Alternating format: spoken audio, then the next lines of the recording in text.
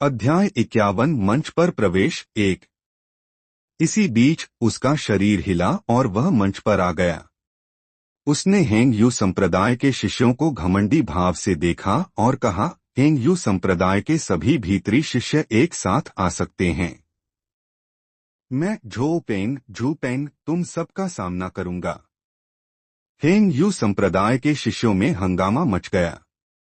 यहाँ तक कि हेंग यू संप्रदाय के बुजुर्गों ने भी माथे पर शिकन डाली।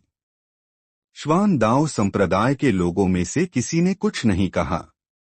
उन्होंने केवल आदरपूर्ण भाव प्रकट किए। ऐसा लग रहा था कि इस व्यक्ति का दर्जा श्वान दाओ संप्रदाय में कम नहीं था। बुजुर्ग ओयांग ने खांसा और चिल्लाया, मित्र हुआंग लोंग, यह झोपेंग है। यह हमारे श्वान दाओ संप्रदाय का प्रमुख शिष्य है। इस एक मैच को ही सब कुछ तय करने दो।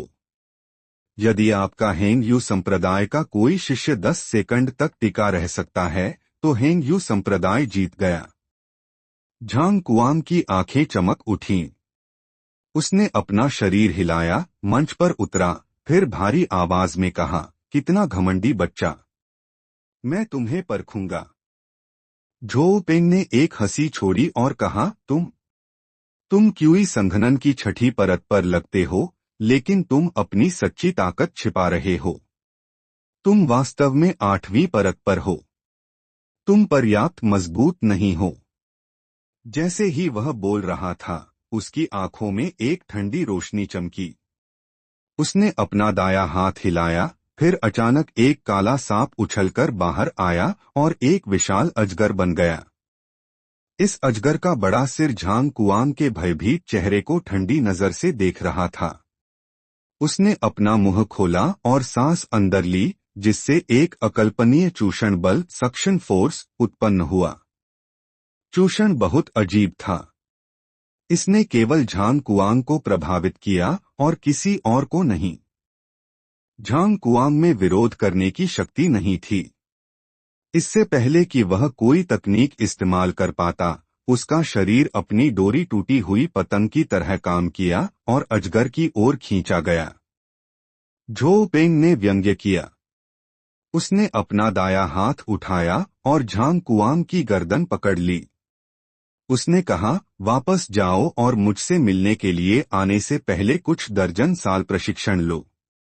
इसके साथ उसने झांग कुआंग को अपने दाएं हाथ से फेंक दिया। अंतिम शेष बैंगनी कपड़े पहने शिष्य ने झांग कुआंग को पकड़ने की कोशिश की, लेकिन बल का विरोध करने में सक्षम नहीं हुआ, इसलिए वे दोनों काफी दूर तक जमीन पर फिसले और अंततः रुक गए। झांग कुआंग का चेहरा बहुत फीका था। उसकी आंखें बंद थीं और उसका शरीर लगातार कांप रहा था। उसकी गर्दन पर एक काला हथेली का निशान था, जैसे कि वहां एक हाथ कसकर जकड़ा हुआ था। उसे पकड़ने वाले बैंगनी कपड़े पहने शिष्य के चेहरे पर डर का भाव था और वह चुप था। हुआंग लोंग का दिल बहुत कड़वा था। श्वान दाओ संप्रदाय का प्रमुख शिष्य बस बहुत मजबूत था। अभी जो हुआ, उसके आधार पर यह व्यक्ति कम से कम 10वीं परत पर था। उसने निश्चित रूप से अपने खेती के स्तर को छिपाने के लिए एक तावीज रखा होगा, इसलिए सटीक स्तर ज्ञात नहीं था। फिर उसने आसपास के भीतरी शिष्यों को देखा। हुआंग लोंग ने एक आह भरी। यहाँ तक कि प्रमुख शिष्य, जो कोर गठन बुजुर्गों के साथ था, के पास जीतने का एक अच्छा मौका नहीं था, क्योंकि वह केवल 10वीं परत पर था। अगर वह लड़ाई हार जाता है तो हेंग यू संप्रदाय पूरी तरह से हार जाएगा। हुआंग लोंग ने व्यंग्य से मुस्कुराया। ठीक है। ऐसा लगता है कि मेरे हेंग यू संप्रदाय को कोई आशा नहीं है। जल्दी से दोनों पूर्वजों को बूढ़े आदमी ओयांग ने जो कहा, उसके बारे में बताओ ताकि वे एक निर्णय ले सकें। अगर उसने जो कहा वह सच है, तो हेंग यू चोटी को रखने की कोई आशा नहीं है। झो पेंग ने घमंडी ढंग से आसपास के लोगों को देखा और पूछा, आगे कौन है? हेंग यू संप्रदाय के सभी शिष्य हक्के बक्के रह गए। उनमें से किसी ने आवाज नहीं उठाई और उन सभी ने झो पेंग की नजर में अपना सिर नीचे कर लिया, क्योंकि उनमें से कोई भी ऊपर नहीं जाना चाहता था। झो पेंग ने व्यंग्य किया। वह अपने दिल में उन पर तिरस्कार कर रहा था।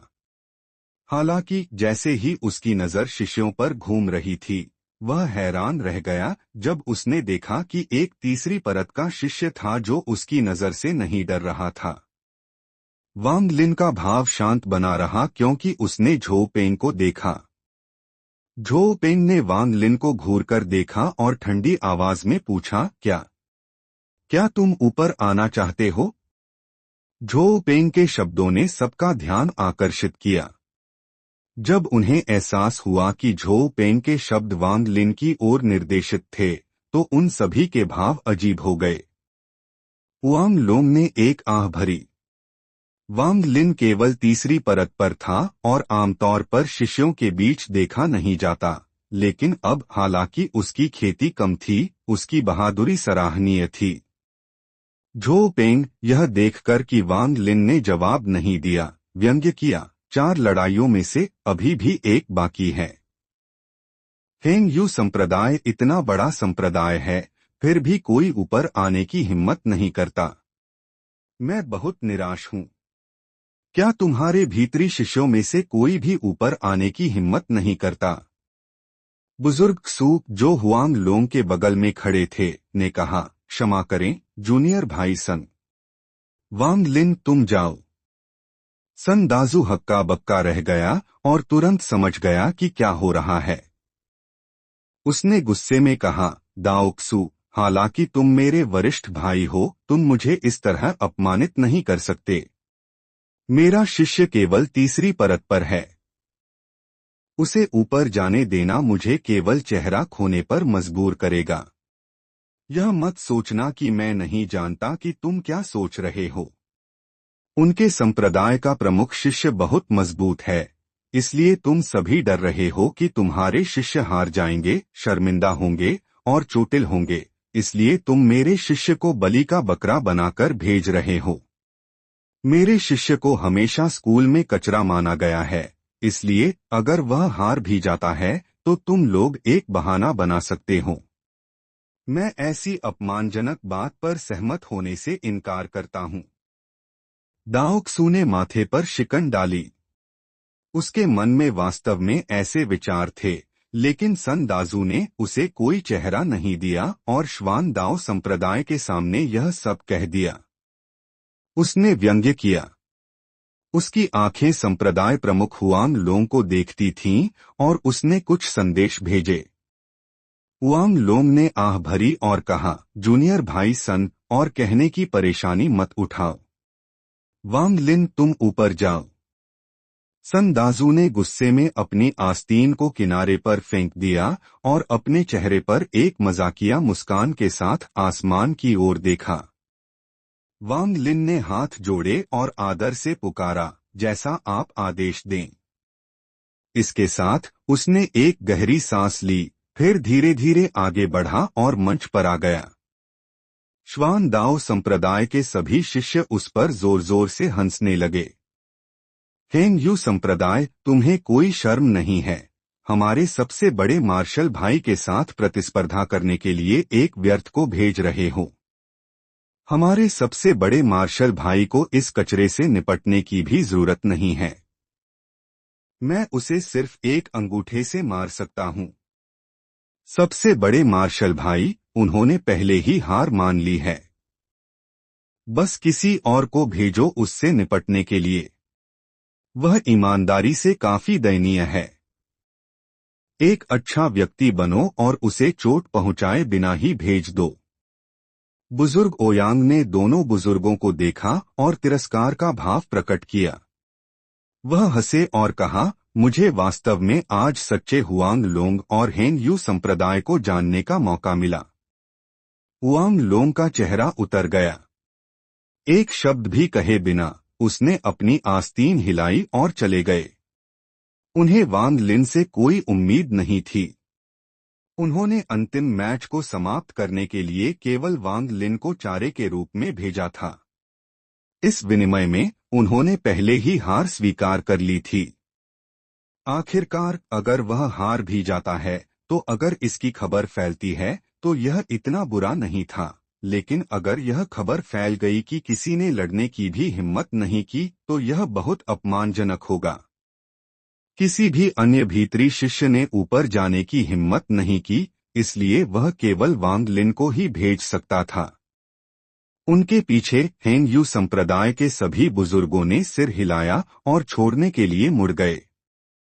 यहाँ तक कि भीतरी शिष्यों ने भी अपने पैर हिलाना शुरू कर दिया और अधिक चेहरा खोना नहीं चाहते थे।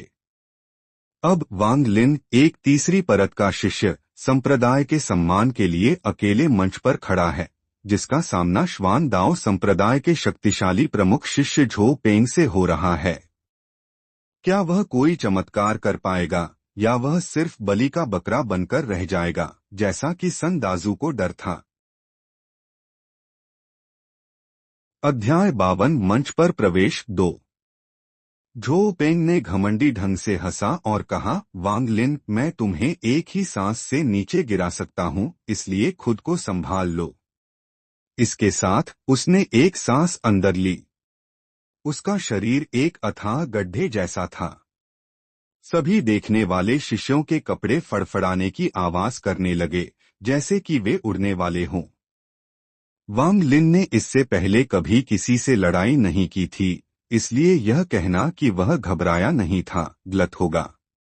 उसने अपनी सारी शक्ति को अपनी आकर्षण तकनीक, अट्रैक्शन टेक्निक में केंद्रित किया और बाहर फैलाया। बीमा के लिए उसने एक बदबूदार बम निकाला। उसने जल्दी से लीशान के दिव्य बोध को उससे हटाया और उसे फेंक दिया। एक धमाके के साथ बदबूदार बम फूट गया और झो पेंग का शरीर काले धुएं से बाहर फेंक दिया गया। उसका शरीर जमीन पर जोर से गिरा। वह काले कीचड़ से ढका हुआ था और सन हाओ की तरह ही एक हक्का बक्का भाव पहने हुए था। हवा में तैरता विशाल अजगर भी गायब हो गया।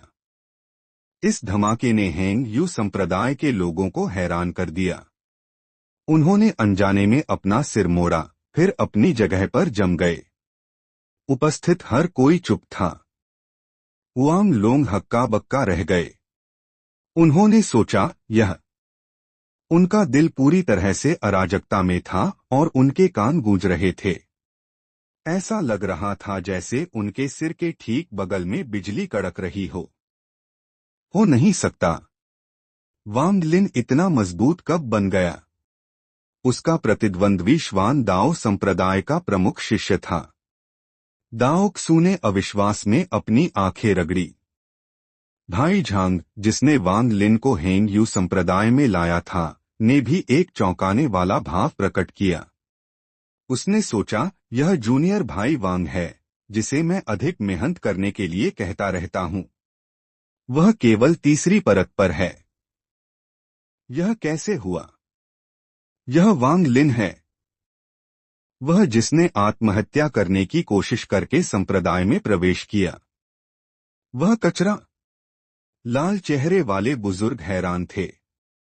उन्होंने अपना मुंह खोला, लेकिन सांस लेना भूल गए। अविश्वसनीय। जीत नाम का एक और बुजुर्ग वहीं जम गया। वांग जो हक्का बक्का था। उसका चेहरा एक मोम की मूर्ति की तरह कठोर हो गया और वह अपने सिर में दोहराता रहा, वांग लिन, कचरा। उसने सिर हिलाया। उसने भारहीन महसूस किया और खुद से कहता रहा कि यह एक सपना, एक भ्रम है।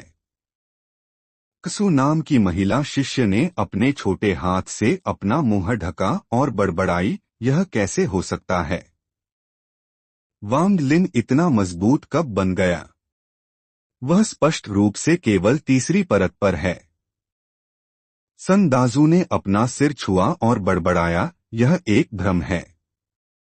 मुझे भ्रम हो रहा होगा। दिन के उजाले में भ्रम कैसे हो सकता है? क्या यह मेरा शिष्य है? झो नाम की महिला वांग लिन को घूर रही थी। उसका दिमाग पूरी तरह से खाली था। झांग कुआंग पहले ही जाग चुका था, लेकिन वह चेहरा खोने से डरता था, इसलिए वह बेहोश होने का नाटक कर रहा था। हालांकि वह वांग लिन को घूरते हुए अब और नाटक नहीं कर सका। उसकी पुतलियां सिकुड़ गईं और उसने सोचा, हाँ, यह वही है। यह वही होना चाहिए। सपना। मैं सपना देख रहा हूं। वांग लिन के चौथे चाचा से धातु स्वीकार करने वाले मध्यम आयु वर्ग के व्यक्ति ने अपनी जीभ काटी। लू सॉन की प्रतिक्रिया उनकी जितनी मजबूत नहीं थी। यह पहली बार था जब उसने वांग लिन का नाम सुना था। उसने वांग लिन को देखा और सोचा, भीतरी शिष्यों के बीच ऐसा विशेषज्ञ कब प्रकट हुआ। बुजुर्गों ने मुझे पहले भेजने के बजाय उसे ऊपर क्यों नहीं भेजा? क्या मैंने तब गलत परीक्षण किया था? क्या वांग लिन में वास्तव में बहुत अच्छी प्रतिभा है? गोली घर के तीसरे बुजुर्ग ने सोचा, क्योंकि वह अभी भी अपने सामने के दृश्य से हैरान थे। सभी भीतरी शिष्य अभी भी जमे हुए थे। उन सभी ने हक्का बक्का भाव प्रदर्शित किया। श्वान दाओ संप्रदाय के लोगों का हाल भी बेहतर नहीं था। बुजुर्ग ओयान की आंखें चौड़ी हो गईं। झो पेंग उनका गुप्त तुरुप का पत्ता था, जिसे झाओ के खेती की दुनिया में नंबर 1 प्रतिभा के रूप में जाना जाता था। उसकी असली शक्ति क्यूई संघनन की 13वीं परत की थी, लेकिन वह वास्तव में हार गया। अगर हेंग यू संप्रदाय के बुजुर्ग चल दिए होते तो यह ठीक होता, लेकिन यह कोई ऐसा था जिसे हेंग यू संप्रदाय भी कचरा मानता था। यह झो पेंग के लापरवाह होने के कारण होना चाहिए, यह जरूर होगा। अन्य दो बुजुर्गों ने एक दूसरे को देखा। वे अपनी आवाज का उपयोग करने में असमर्थ थे। यह लड़ाई बस बहुत अजीब थी। वे इतने हक्का बक्का थे कि इस समय बात करने में असमर्थ थे। लियू फेंग ने वांग लिन को एक गहरी नजर दी।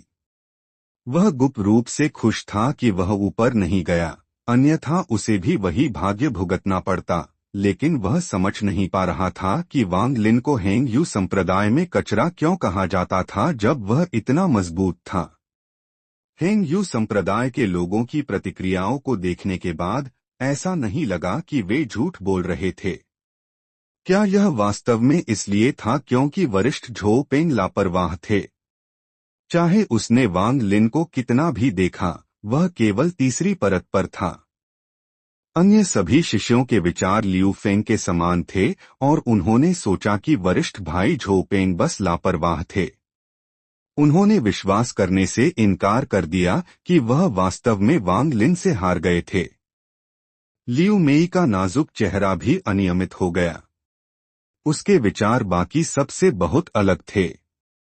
पहले दिन वांग लिन पहले ही उसकी नजर में आ गया था और अब उसने गहरी रुचि के साथ वांग लिन को देखा। उपस्थित सभी हैरान लोगों में यी शान को तीसरा सबसे ज्यादा हैरान व्यक्ति माना जा सकता था। उसका शरीर नरम पड़ गया और वह जमीन पर गिर गया, खुद से बड़बड़ाया, सब खत्म हो गया। मैंने उसे बदबूदार बम बेचा और उसने उसे वरिष्ठ मार्शल भाई पर इस्तेमाल कर दिया। वरिष्ठ भाई इतनी तेजी से हार गए, वह जरूर पहले से ही सोच रहे होंगे कि मुझसे कैसे निपटा जाए। ली शान, तुमने बाघ को खाने के लिए सुअर होने का ढोंग करने वाले वांग लिन को क्यों नहीं पहचाना? वांग लिन, तुम बहुत नीच, बहुत शर्मनाक, बहुत कपटी हो।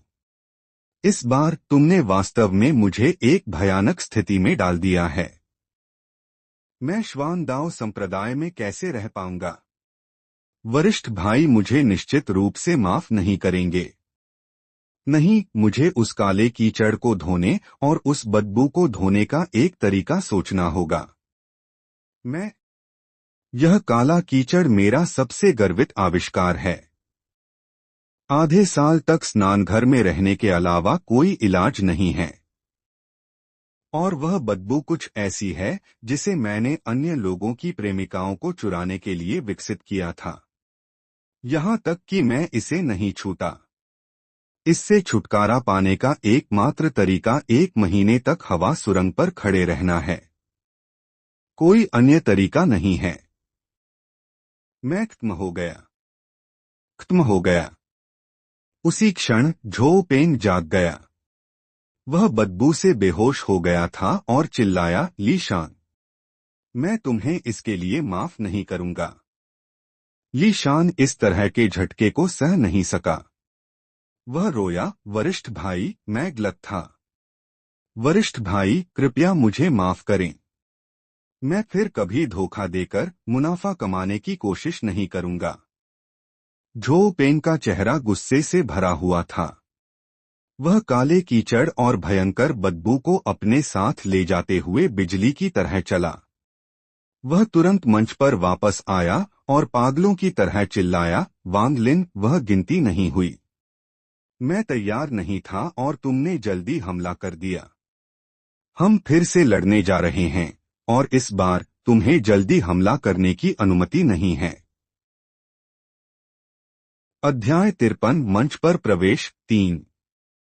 वांग लिन भी चौंक गया था और लंबे समय तक ठीक नहीं हो पाया। झो पेंग गुस्से में था क्योंकि उसने सोचा था कि वह पहले लापरवाह था। एक महज तीसरी परत का बच्चा उसे कैसे हरा सकता है। इस बार उसने एक शब्द भी नहीं कहा और विशाल अजगर को फिर से बुलाया।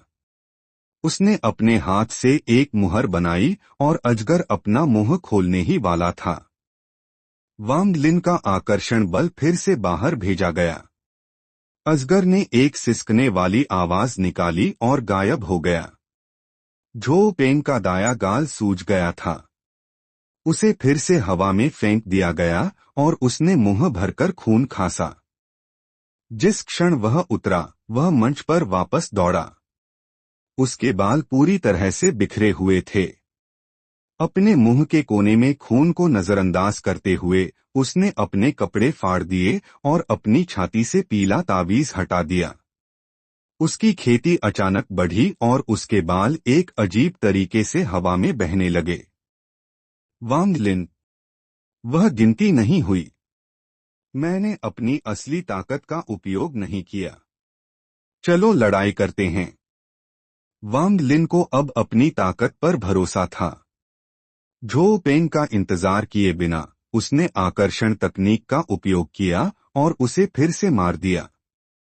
पा झो पेंग, जो अभी भी गुस्से में था, को फिर से चेहरे पर मारा गया और उसने और खून खांसा। इस बार वह तुरंत नहीं उठा। उसके शरीर में आध्यात्मिक ऊर्जा अराजकता में थी। उसने संघर्ष किया लेकिन उठ नहीं सका और शर्म की भावना ने उसे डुबो दिया। वह सांस नहीं ले पाया और बेहोश हो गया। हर कोई पूरी तरह से चुप था। आसपास के शिष्यों की गहरी सांस के अलावा कोई और आवाज नहीं थी। हुआंग लोंग आखिरकार सदमे से ठीक हो गए और उनके चेहरे पर परमानंद का भाव प्रकट हुआ। जितना अधिक उन्होंने वांग लिन को देखा, उतना ही अधिक वह उसे पसंद करने लगे। उन्होंने सोचा, यह वांग लिन मेरे हेंगयू संप्रदाय का भाग्यशाली सितारा है। यह बच्चा पहले ही इतना मजबूत हो चुका है और वह लड़ना नहीं चाहता था। उसे वास्तव में कुछ डांट की जरूरत है। मुझे यह भी ध्यान से पूछना होगा कि उसने यह कैसे किया। सन दाजू ने गहरी सांस ली। वह आखिरकार थोड़ा ठीक हो गया और सोचा, वांग लिन के पास जरूर कोई रहस्य होगा। वह लौकी ही अकेली नहीं रही होगी। वांग लिन, तुमने मुझे अच्छी तरह से धोखा दिया है। हुम्फ। दाओक्सू हक्का बक्का था। पहली बार को किस्मत माना जा सकता था, लेकिन अगली दो लड़ाइयां असली थीं। जिस बात ने उन्हें सबसे ज्यादा चौंकाया वह यह थी कि झो पेंग ने पीले ताबीज को हटाने के बाद उसकी खेती 12वीं परत तक चढ़ गई, जो उन्हीं के समान थी। फिर भी वांग लिन की आकर्षण तकनीक द्वारा एक थप्पड़ से मंच से बाहर फेंक दिया गया। इस वांग लिन ने कौन सा स्तर हासिल किया है? उन्होंने वांग लिन को लंबे समय तक घूर कर देखा। चाहे उन्होंने अपने दिव्य बोध से कितनी भी जांच की, वह वांग लिन की खेती को नहीं देख पाए। लाल चेहरे वाले बुजुर्ग आखिरकार ठीक हो गए और सोचा, जब वांग लिन को संप्रदाय में स्वीकार किया गया था तो मैंने ही उसे मंजूरी दी थी। ऐसा लगता है कि मेरी आंखें गलत नहीं थीं। वांग लिन के चौथे चाचा के धातु के टुकड़े को स्वीकार करने वाले मध्यम आयु वर्ग के व्यक्ति ने भी सोचा, भाग्य, यह भाग्य है। ऐसा लगता है कि मेरा और इस बच्चे का कुछ भाग्य है, या मैंने उसे संप्रदाय में शामिल होने के लिए धक्का नहीं दिया होता। मैंने हेंग यू संप्रदाय के लिए एक अच्छा काम किया है। मुझे बाद में संप्रदाय प्रमुख से बात करनी होगी। उनके बगल में खड़ा एक पीले चेहरे वाला मध्यम आयु वर्ग का व्यक्ति था। उसने सिर हिलाया और सोचा, जब मैंने इस बच्चे का पहले परीक्षण किया था तो मैं जानता था कि उसका धैर्य महान है। ऐसा लगता है कि वह सामान्य नहीं है। अगर उसे संदाजू ने चुराया नहीं होता तो वह मेरा झांग रेनकाई का शिष्य होता। वांग जुओ का दिमाग आखिरकार अब साफ था। वह अब बादल पर नहीं तैर रहा था, बल्कि कड़वाहट से सोच रहा था।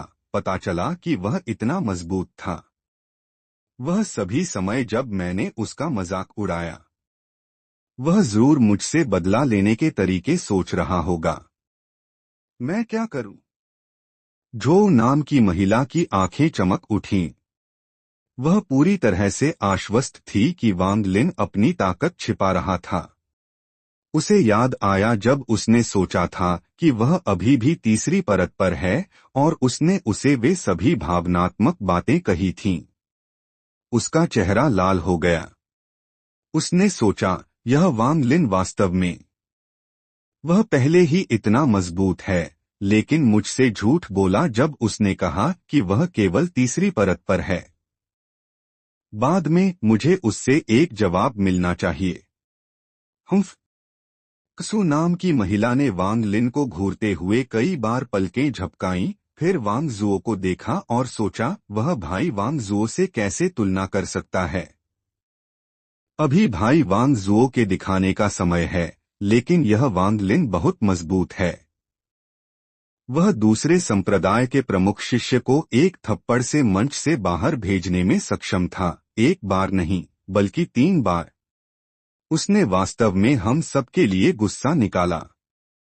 भीतरी शिष्यों में से एक ने गुप्त रूप से हंसा और आसपास के कुछ शिष्यों को देखा और सोचा, यह वांग लिन बाघ को खाने की योजना बनाने वाला सुअर होने का ढोंग कर रहा था। बहुत कपटी। सौभाग्य से मैंने पहले कभी उसका मजाक नहीं उड़ाया, वरना यह वास्तव में बुरा होता। मुझे उन सभी लोगों से कई अच्छे शो देखने को मिलेंगे जो पहले उसका बहुत मजाक उड़ाते थे। उन शिष्यों में से एक जिसने वांग लिन का बहुत मजाक उड़ाया था ने सोचा, खत्म। मैं उस पर इतना इशारा करता और हंसता था, लेकिन अब वह मुझे सिर्फ एक उंगली से मार सकता है। तुम्हारी खेती पहले ही इतनी ऊंची है, फिर भी तुम इतने कमजोर होने का ढोंग करते हो। बहुत बेशर्म। अफसोस, यह वांग लिन बेनाम शिष्यों के बीच बदला लेने के लिए जाना जाता है और उसे काले दिल का राजा उपनाम दिया गया था। मुझे बाद में जाकर कुछ कृपा पाने के लिए चापलूसी करनी चाहिए। एक अन्य शिष्य जिसने वांग लिन का बहुत मजाक उड़ाया था ने घबराकर सोचा, यह वांग लिन शांत दिमाग वाला प्रतिभाशाली होना चाहिए। यही कारण होना चाहिए कि जब वह मेरे उपहास का वस्तु था तो उसने जवाब देने की भी परवाह नहीं की। यह ऐसा होना चाहिए कि जब एक कुत्ता किसी व्यक्ति को काटता है तो एक व्यक्ति कुत्ते को वापस नहीं काटेगा। ठीक है, यह ऐसा ही होना चाहिए। भाई वांग लिन एक प्रतिभाशाली है, वह मेरे जैसे किसी के साथ परेशान क्यों होगा। गोली घर के तीसरे वरिष्ठ भाई ने ठंडी हवा में सांस ली। उनका भाव अशांत था क्योंकि उन्होंने सोचा, यह बुरा है। मैंने सुना है कि यह लड़का और वांग हाओ रिश्तेदार हैं और उनका रिश्ता काफी अच्छा है। इससे कैसे निपटा जाए? अगर यह 3 दिन पहले होता तो मैं वांग हाओ को जाने दे सकता था और उसे नाराज नहीं किया होता, लेकिन अब वांग हाओ पहले ही ऐसा बन चुका है। अगर वह जाकर वांग हाओ को ढूंढता है तो इसका मतलब है कि मुझे उसके गुस्से का सामना करना पड़ेगा। इस वांग हाओ को जिंदा नहीं रखा जा सकता। अगर मैंने उसे जाने दिया तो वह बदले के लिए मुझ पर वापस आ सकता है। विनिमय खत्म होने के बाद मैं जाकर उसे मार डालूंगा और ढोंग करूंगा कि वह किसी और चीज से मर गया। लू सॉन्ग ने अपना सिर नीचे किया और अपने शरीर पर बैंगनी कपड़े देखे।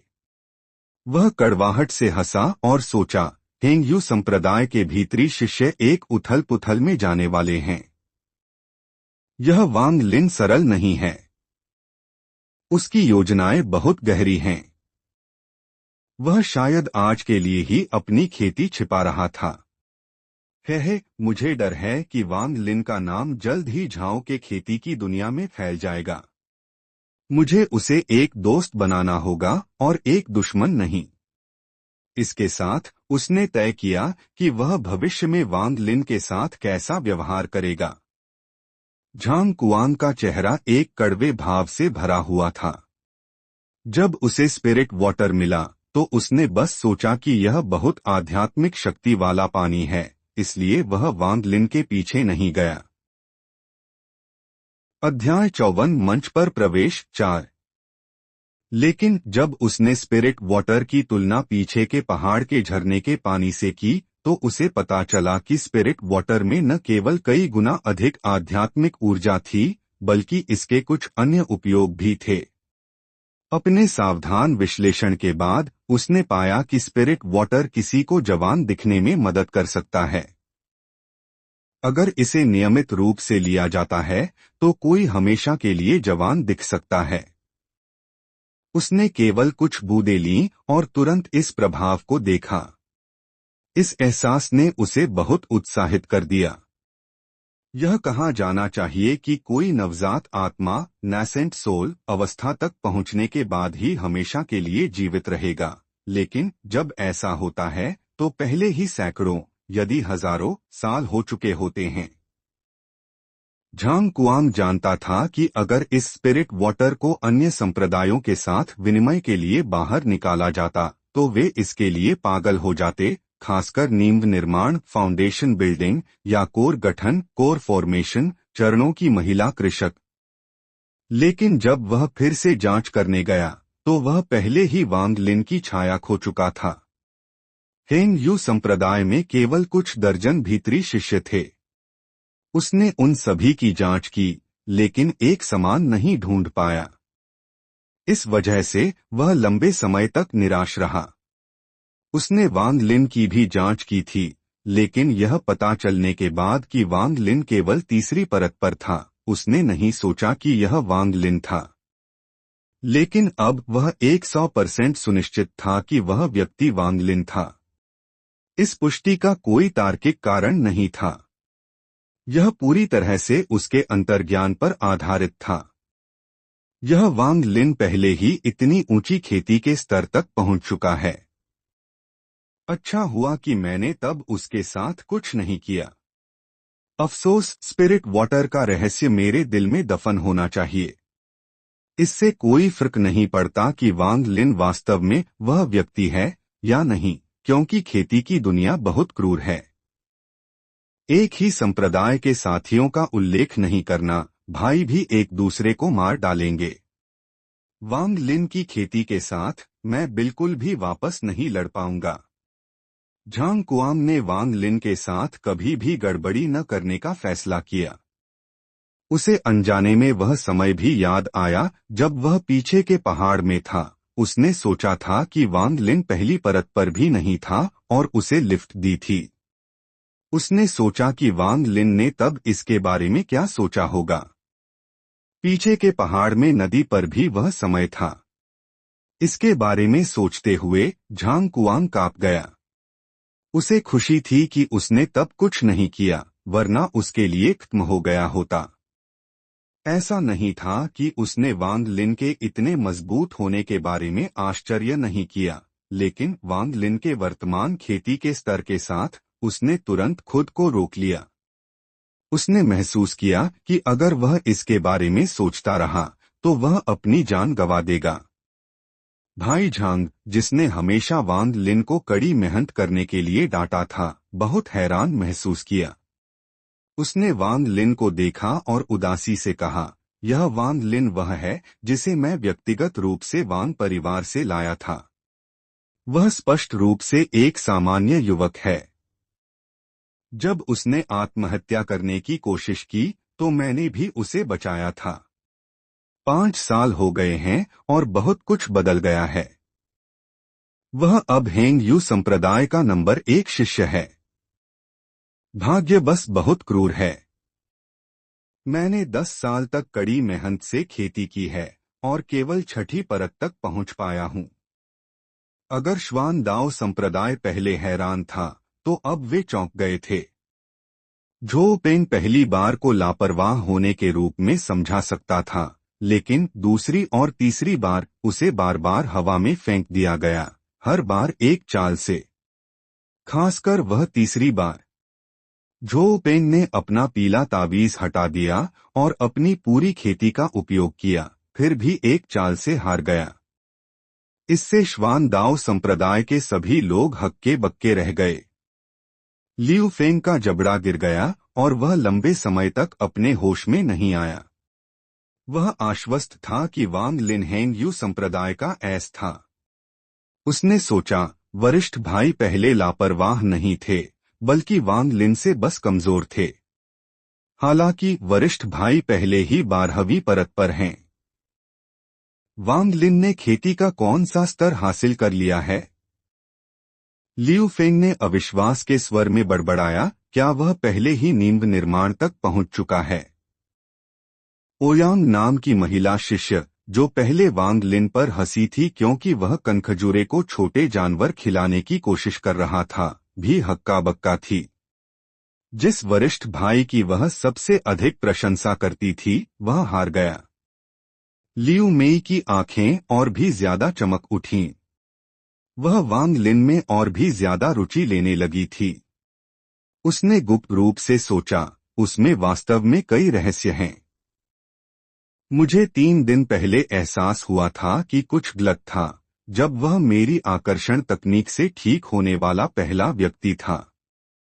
कई अन्य शिष्य एक शब्द भी नहीं कह पाए क्योंकि वरिष्ठ भाई उनका नायक, एक विशेषज्ञ था, लेकिन अब इस विशेषज्ञ को किसी और ने हरा दिया, और एक चाल में हरा दिया, वापस लड़ने के किसी भी मौके के बिना। इससे उन सभी को श्वान दाओ संप्रदाय में सिखाई जाने वाली तकनीकों पर संदेह होने लगा। बुजुर्ग ओयांग का भाव हुआंग लोंग के भाव जैसा था जब हेंग यू संप्रदाय के शिष्य पहले वे सभी लड़ाइयां हार गए थे। उनका चेहरा बहुत कड़वा था। उन्होंने गहरी नजर से वांग लिन को देखा और चौंक गए। अपनी 14वीं परत की खेती के साथ, चाहे उन्होंने वांग लिन को कितना भी देखा, वह केवल यह देख सकते थे कि वांग लिन तीसरी परत पर था। क्या वह वास्तव में हेंग यू संप्रदाय का भीतरी शिष्य है? क्या वह पहले ही नींव निर्माण तक पहुंच चुका है? अन्यथा मैं उसके खेती के स्तर को देखने में असमर्थ कैसे हो सकता हूं? अन्य 2 बुजुर्गों के चेहरे भी बहुत फीके थे। झो पेंग ने जो 3 मैच लड़े, उन्होंने उन्हें वांग लिन की शक्ति को समझने पर मजबूर कर दिया। यह तब था जब श्वान दाओ संप्रदाय के शिष्यों में से एक ने अचानक फुसफुसाकर कहा, उसने कौन सी तकनीक इस्तेमाल की? मुझे ऐसा क्यों लगता है कि उसने आकर्षण तकनीक, अट्रैक्शन टेक्निक का इस्तेमाल किया। बगल के एक शिष्य ने गंभीर भाव से विश्लेषण करना शुरू कर दिया। आकर्षण तकनीक? संभव नहीं। वह सबसे निचले स्तर की तकनीक है। उसमें इतनी शक्ति कैसे हो सकती है? अगर तुम मुझसे पूछो तो यह कोई खोई हुई प्राचीन तकनीक होनी चाहिए। तुम उसे ऐसे हाथ हिलाते हुए देखते हो जैसे कि यह आकर्षण तकनीक हो, लेकिन वह उस प्राचीन तकनीक को छिपाने के लिए इस्तेमाल किया जाना चाहिए। यह वांग लिन बहुत चालाक है। लेकिन मुझे जैसा लगता है, यह बिल्कुल आकर्षण तकनीक जैसा दिखता है। मैं अक्सर खुद इसका अभ्यास करता हूँ।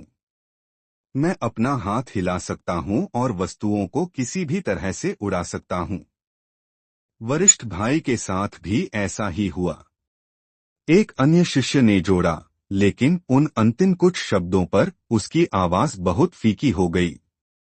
एक और शिष्य ने अपनी ठोड़ी रगड़ते हुए कहा, भूल जाओ। तुम कोशिश करो और करो जो वांग लिन ने अभी किया। यह आकर्षण तकनीक नहीं हो सकती, यह नहीं हो सकती। अन्य शिष्यों ने चर्चा करना शुरू कर दिया कि वांग लिन ने कौन सी तकनीक इस्तेमाल की। कुछ ने तो सीधे 3 बुजुर्गों से भी पूछा। बुजुर्ग ओयांग और अन्य 2 बुजुर्ग कड़वाहट से हंसे। उसने आह भरी और कहा, यह आकर्षण तकनीक नहीं है। मैंने कभी भी इतनी शक्तिशाली आकर्षण तकनीक नहीं देखी है। मैंने जो देखा उससे यह जरूर लंबे समय से खोई हुई ड्रैगन कैप्चर हैंड होनी चाहिए। Dragon capture hand. अन्य 2 बुजुर्ग हक्के बक्के थे। उन्होंने कभी भी इस ड्रैगन कैप्चर हैंड के बारे में नहीं सुना था, लेकिन वे यह भी नहीं देख पाए कि वांग लिन ने कौन सी तकनीक इस्तेमाल की, क्योंकि यह आकर्षण तकनीक के बहुत समान दिखती थी। बुजुर्ग ओयांग ने एक अंधेरी आह भरी और सोचा, यह बूढ़ा आदमी भी इसे नहीं देख सकता। अगर मैं कहता हूं कि मैं नहीं जानता, तो इससे मेरा बहुत चेहरा जाएगा, इसलिए मैं केवल कुछ बना सकता हूं। बुजुर्ग ओयांग ने अपनी प्रतिष्ठा बचाने के लिए वांग लिन की तकनीक को ड्रैगन कैप्चर हैंड नाम दे दिया है, लेकिन वांग लिन की वास्तविक शक्ति और तकनीक का रहस्य अभी भी अनसुलझा है। क्या यह एक चमत्कारिक जीत हेंग यू संप्रदाय को बचा पाएगी, या श्वान दाओ संप्रदाय के छिपे हुए इरादे अभी भी खतरे में हैं? अध्याय 55 मंच पर प्रवेश 5। वांग लिन ने कौन सी तकनीक इस्तेमाल की, इस पर चर्चा हेंगयू संप्रदाय के शिष्यों के बीच भी हुई। वांग लिन मंच पर खड़ा था, अपने उत्साहित दिल को शांत करने में असमर्थ था।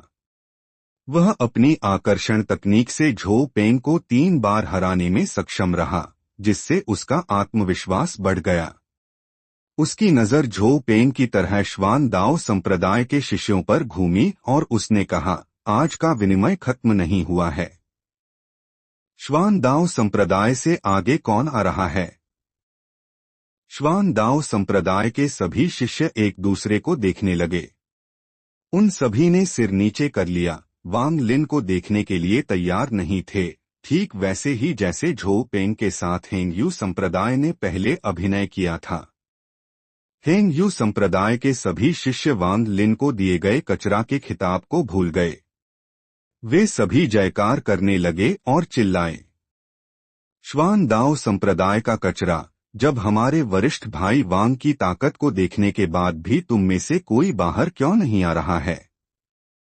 तुम सब पहले बहुत घमंडी थे, अब तुम में से कोई बाहर क्यों नहीं आ रहा है? तुम लोगों में पहले जो उत्साह था, वह कहाँ गया? जल्दी से किसी को भेजो ताकि हमारे वरिष्ठ भाई वांग उन्हें सबक सिखा सकें, फिर हम देखेंगे कि क्या तुम लोग फिर से अहंकारी बनोगे। लियू फेंग, तुम पहले बहुत मजबूत दिखते थे, बाहर आओ। क्या तुम मेरे वरिष्ठ भाई के साथ लड़ने की हिम्मत करते हो? श्वान दाओ संप्रदाय के पास केवल कचरा बचा है। उनमें से कोई भी बाहर आने की हिम्मत नहीं करता। भाई वांग अपराजेय हैं। ली शान, तुमने हमें बुरे इरादों से वे बदबूदार बम बेचे, लेकिन हम सब ने उसे देख लिया, खासकर वरिष्ठ भाई वांग लिन ने। क्या तुमने सबक सीखा है? क्या तुम सबने देखा? श्वान दाओ संप्रदाय भाई वांग लिन से इतना डरा हुआ है कि उनमें से कोई भी बाहर आने की हिम्मत नहीं करता। वरिष्ठ भाई, मैंने पहले आपका मजाक उड़ाया था, लेकिन मैं अब सबके सामने आपसे माफी मांगने आया हूं। आप अब मेरे बॉस हैं। अगर आप मुझे पूर्व जाने के लिए कहते हैं, तो मैं निश्चित रूप से पश्चिम नहीं जाऊंगा। दृश्य अचानक और अधिक जीवंत हो गया। हेंग यू संप्रदाय के सभी शिष्य उत्साहित हो गए और जोर जोर से चिल्लाने लगे। दोनों संप्रदायों के बीच पहले की लड़ाइयां उनके लिए बहुत निराशाजनक थीं, लेकिन वांग लिन के प्रदर्शन ने उन्हें आशा दी। संयोग से वांग लिन को वरिष्ठ भाई का खिताब दिया गया। बुजुर्ग ओयान का चेहरा लाल हो गया, फिर सफेद। उन्होंने आखिरकार महसूस किया कि हुआंग लोंग ने पहले क्या महसूस किया था। फिर उन्होंने आखिरकार कहा, यांग यी, तुम जाओ। एक लंबा और पतला युवक अनिश्चितता से ऊपर चला। इससे पहले कि वह मंच पर आता, श्वान दाओ संप्रदाय के एक शिष्य ने चिल्लाया, दूसरे वरिष्ठ भाई, जाओ जाओ और वांग लिन को एक। इससे पहले कि वह बात पूरी करता, उसने देखा कि अन्य सभी शिष्य उसे अजीब भाव से देख रहे थे, खासकर यांग यी, जिसने उसे नफरत भरी नजर दी। नजर ने उसे इतना डरा दिया कि उसने उस वाक्य को पूरा करने की हिम्मत नहीं की। यांग यी ने अपने दिल में गुप्त रूप से शाप दिया, यह मूर्ख वांग लिन इतना मजबूत है कि वह वरिष्ठ भाई को एक चाल से हरा सकता है, फिर भी बूढ़े आदमी ओयांग ने मुझे ऊपर आने के लिए मजबूर किया। कितना शर्मनाक। और मुझे यह भी नहीं पता कि उस बदमाश ली शान ने उसे कितने बदबूदार बम बेचे हैं। उस ली शान, हमें वापस जाने के बाद उसे एक सबक सिखाना होगा। यह सोचते हुए उसने ली शान की ओर मुड़ा और उसे एक क्रूर नजर दी। फिर उसने हाथ जोड़े और आदर से कहा, भाई वांग, मैं यांग यी हूँ। भाई बहुत सुंदर हैं और उनकी खेती बहुत ऊंची है। आप निश्चित रूप से झाओ के खेती देश में प्रसिद्ध हो जाएंगे। भाई के साथ लड़ने का मौका मिलना वास्तव में एक सौभाग्य है। वांग लिन ने यांग यी को देखा, लेकिन एक शब्द भी नहीं कहा। यांग यी को शर्मिंदगी महसूस नहीं हुई। उसने कहा, भाई वांग, हम यहाँ केवल दो संप्रदायों के बीच एक दोस्ताना विनिमय के लिए हैं। हम विजेता को निर्धारित करने के लिए स्पर्श से क्यों न लड़े? अगर मैं 100 सेकंड तक टिका रह सकता हूं, तो यह मेरी जीत होगी। जैसे ही उसने समाप्त किया, उसे तुरंत पछतावा हुआ और उसने कहा, नहीं, 50 सेकंड। वास्तव में 30 सेकंड करते हैं। नहीं, 20 सेकंड के साथ चलते हैं। हेंग यू संप्रदाय के सभी शिष्यों ने आखिरकार तय किया कि उन्हें वांग लिन की उचित रूप से चापलूसी करनी होगी, अन्यथा वे बस सुरक्षित महसूस नहीं करेंगे। मंच से उतर जाओ।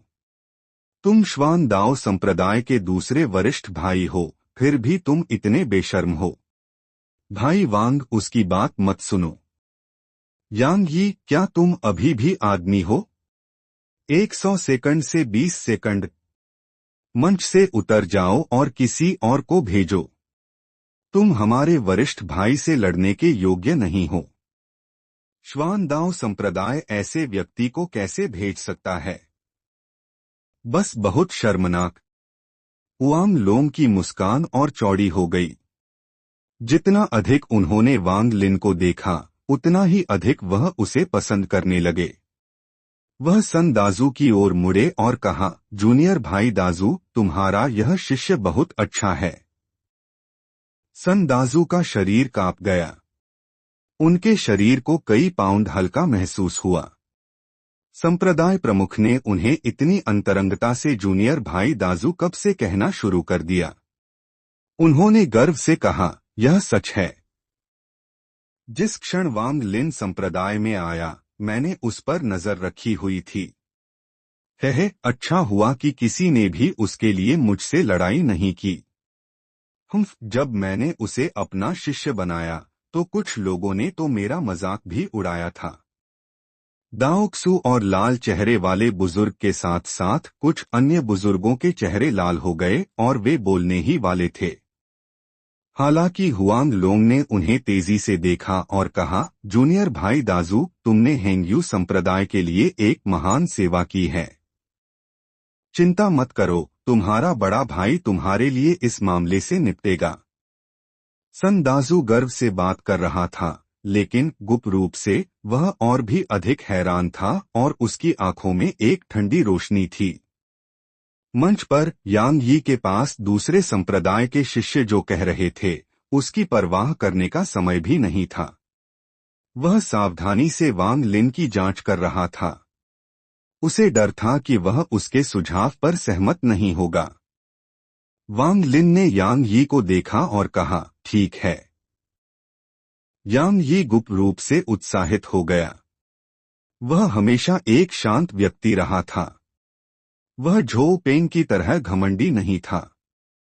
उसने सोचा, वांग लिन, हालांकि तुम्हारा ड्रैगन कैप्चर हैंड मजबूत है और मैं वरिष्ठ भाई से तुलना नहीं कर सकता, मैं गति में विशेषज्ञ हूँ। हम देखते हैं कि क्या तुम मुझे 20 सेकंड में पकड़ सकते हो। यह जरूर मेरी जीत होगी। उसने वांग लिन की ओर हाथ जोड़े, फिर जल्दी से सफेद जेड का एक टुकड़ा निकाला और उसे कुचल दिया। अचानक उसके शरीर के चारों ओर सफेद रोशनी दिखाई दी और उसकी गति बढ़ गई। वह साइड की ओर दौड़ा।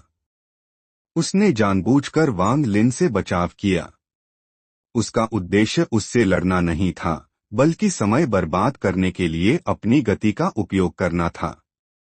वांग लिन ने एक मजाकिया मुस्कान प्रकट की। उसका दिव्य बोध यांग यी से कहीं ऊपर था और वह आसानी से गति के साथ तालमेल बिठाने में सक्षम था। उसकी आकर्षण तकनीक बाहर भेजी गई और उसने धीरे धीरे एक बदबूदार बम निकाला। जिस क्षण यांग यी ने बदबूदार बम को देखा, उसका चेहरा बहुत बदल गया और उसने अपनी गति बढ़ा दी। ली शान ने वांग लिन के हाथ में बदबूदार बम को हक्का बक्का होकर घूरकर देखा, क्योंकि वह खुद से बड़बड़ाया, मार्शल भाई वांग, बड़े भाई वांग, दादा वांग, कृपया इसका और उपयोग न करें। मैंने पहले ही वरिष्ठ भाई को नाराज कर दिया है। अगर मैं दूसरे वरिष्ठ भाई को भी नाराज करता हूं तो मेरा जीवन समाप्त हो जाएगा। स्पर्श टच मूल रूप से इसका मतलब है कि आप लड़ते हैं, लेकिन एक महत्वपूर्ण प्रहार या कुछ और होने पर आप उन्हें मारते नहीं हैं, बल्कि उनके बचाव को तोड़कर ठीक पहले रुक जाते हैं। अध्याय 56 मंच पर प्रवेश 6। दुर्भाग्य से उसके लिए उसकी प्रार्थनाएं सच नहीं हुईं। वांग लिन की आंखें चमकीं, फिर उसकी आकर्षण तकनीक ने एक हाथ बनाया और यांग यी को पकड़ लिया। फिर एक बदबूदार बम हवा में फेंक दिया गया। यह एक चाप में उड़ा और यांग यी के सिर पर उतरा। यांग यी ने महसूस किया कि उसके चारों ओर की जगह कस गई है, जैसे कि उसके चारों ओर की हवा चूस ली गई हो और एक बल उसे चारों ओर से दबा रहा था, जिससे वह चलने में असमर्थ हो गया। वह केवल घूर सकता था जब बदबूदार बम उसकी ओर गिरा। एक धमाके के साथ यांग यी बदबूदार बम से टकरा गया। उसका पूरा चेहरा काला था और उसके शरीर से एक घिनौनी बदबू आ रही थी। वह अपने चेहरे के काला होने या बदबू की परवाह नहीं कर सकता था। उसका चेहरा डर से भरा हुआ था। जब उसने निचोड़ने वाले बल को थोड़ा ढीला होते हुए महसूस किया, तो उसने मुक्त होने के लिए अपने शरीर की पूरी शक्ति का उपयोग किया। उसका दिल जोर से धड़कने लगा जैसे ही उसने सोचा, यह ड्रैगन कैप्चर हैंड बहुत मजबूत है। मैं हार जाऊंगा, चाहे कुछ भी हो। ठीक है, पूरी कोशिश करते हैं। वांग लिन यांग यी पर हल्का सा मुस्कुराया और कहा, अभी भी 10 सेकंड से अधिक बचे हैं। तुम जारी रख सकते हो। यांग यी ने अपने दांत भींचे और मुंह भरकर लाल रोशनी थूकी। लाल रोशनी बड़ी हो गई और एक लंबी तलवार के आकार की लाल रोशनी में बदल गई और तेज तलवार क्यूई के साथ वांग लिन की ओर उड़ी। इस बीच वह फिर से चला और मुट्ठी भर ताबीज फेंक दिए। सभी ताबीज बढ़े और सक्रिय हो गए। वांग लिन पर बारिश की तरह तकनीकें गिराने लगे। वांग लिन ने व्यंग्य किया। उसने अपनी आकर्षण तकनीक को सक्रिय किया और एक हाथ बनाया। उसने उसे हिलाया और हवा में सभी ताबीजों को नष्ट कर दिया। फिर उसने एक और हाथ बनाया और लाल रोशनी को पकड़ लिया। लाल रोशनी गायब हो गई और अपने सच्चे रूप को प्रकट किया। एक लाल उड़ने वाली तलवार। उड़ने वाली तलवार हवा के बीच में रुक गई और संघर्ष करना जारी रखा। वांग लिन ने उड़ने वाली तलवार को स्कैन किया और पाया कि इसमें एक दिव्य बोध का टुकड़ा था, ठीक बदबूदार बम की तरह। उसने उस पर छोड़े गए दिव्य बोध को आसानी से मिटा दिया और अपनी आकर्षण तकनीक से थोड़ा और बल का उपयोग किया। एक चटकने वाली आवाज के साथ उड़ने वाली तलवार आधे में टूट गई और जमीन पर गिर गई। यांग यी का भाव बहुत बदल गया और उसने मुंह भरकर खून खांसा। उसने कुछ कदम पीछे लिए और कहा, भाई वांग की प्राचीन तकनीक ड्रैगन कैप्चर हैंड बहुत मजबूत है, लेकिन मैं हार स्वीकार नहीं करता। जिसने मुझे हराया वह तुम नहीं, बल्कि तुम्हारी प्राचीन तकनीक थी। वांग लिन हक्का बक्का था, लेकिन उसने एक मुस्कान छोड़ी। प्राचीन तकनीक ड्रैगन कैप्चर हैंड? मैंने इसके बारे में पहली बार सुना है। तुम्हें इनकार करने की जरूरत नहीं है। तुम्हारे ड्रैगन कैप्चर हैंड को मेरे चाचा मास्टर ने पहले ही देख लिया है। यांग यी मंच से नीचे उतर गया और श्वान दाओ संप्रदाय के सभी शिष्य रास्ते से हट गए। उसके शरीर पर गंध बस बहुत भयानक थी। बुजुर्ग ओयांग का चेहरा थोड़ा लाल हो गया। उन्होंने खांसा और अकड़कर कहा, जूनियर वांग लिन, तुमने जो तकनीक इस्तेमाल की वह वास्तव में ड्रैगन कैप्चर हैंड है। ये प्राचीन तकनीकें बहुत अप्रत्याशित और शक्तिशाली होती हैं। मैंने खुद इसके बारे में केवल कुछ पुरानी किताबों में सुना है।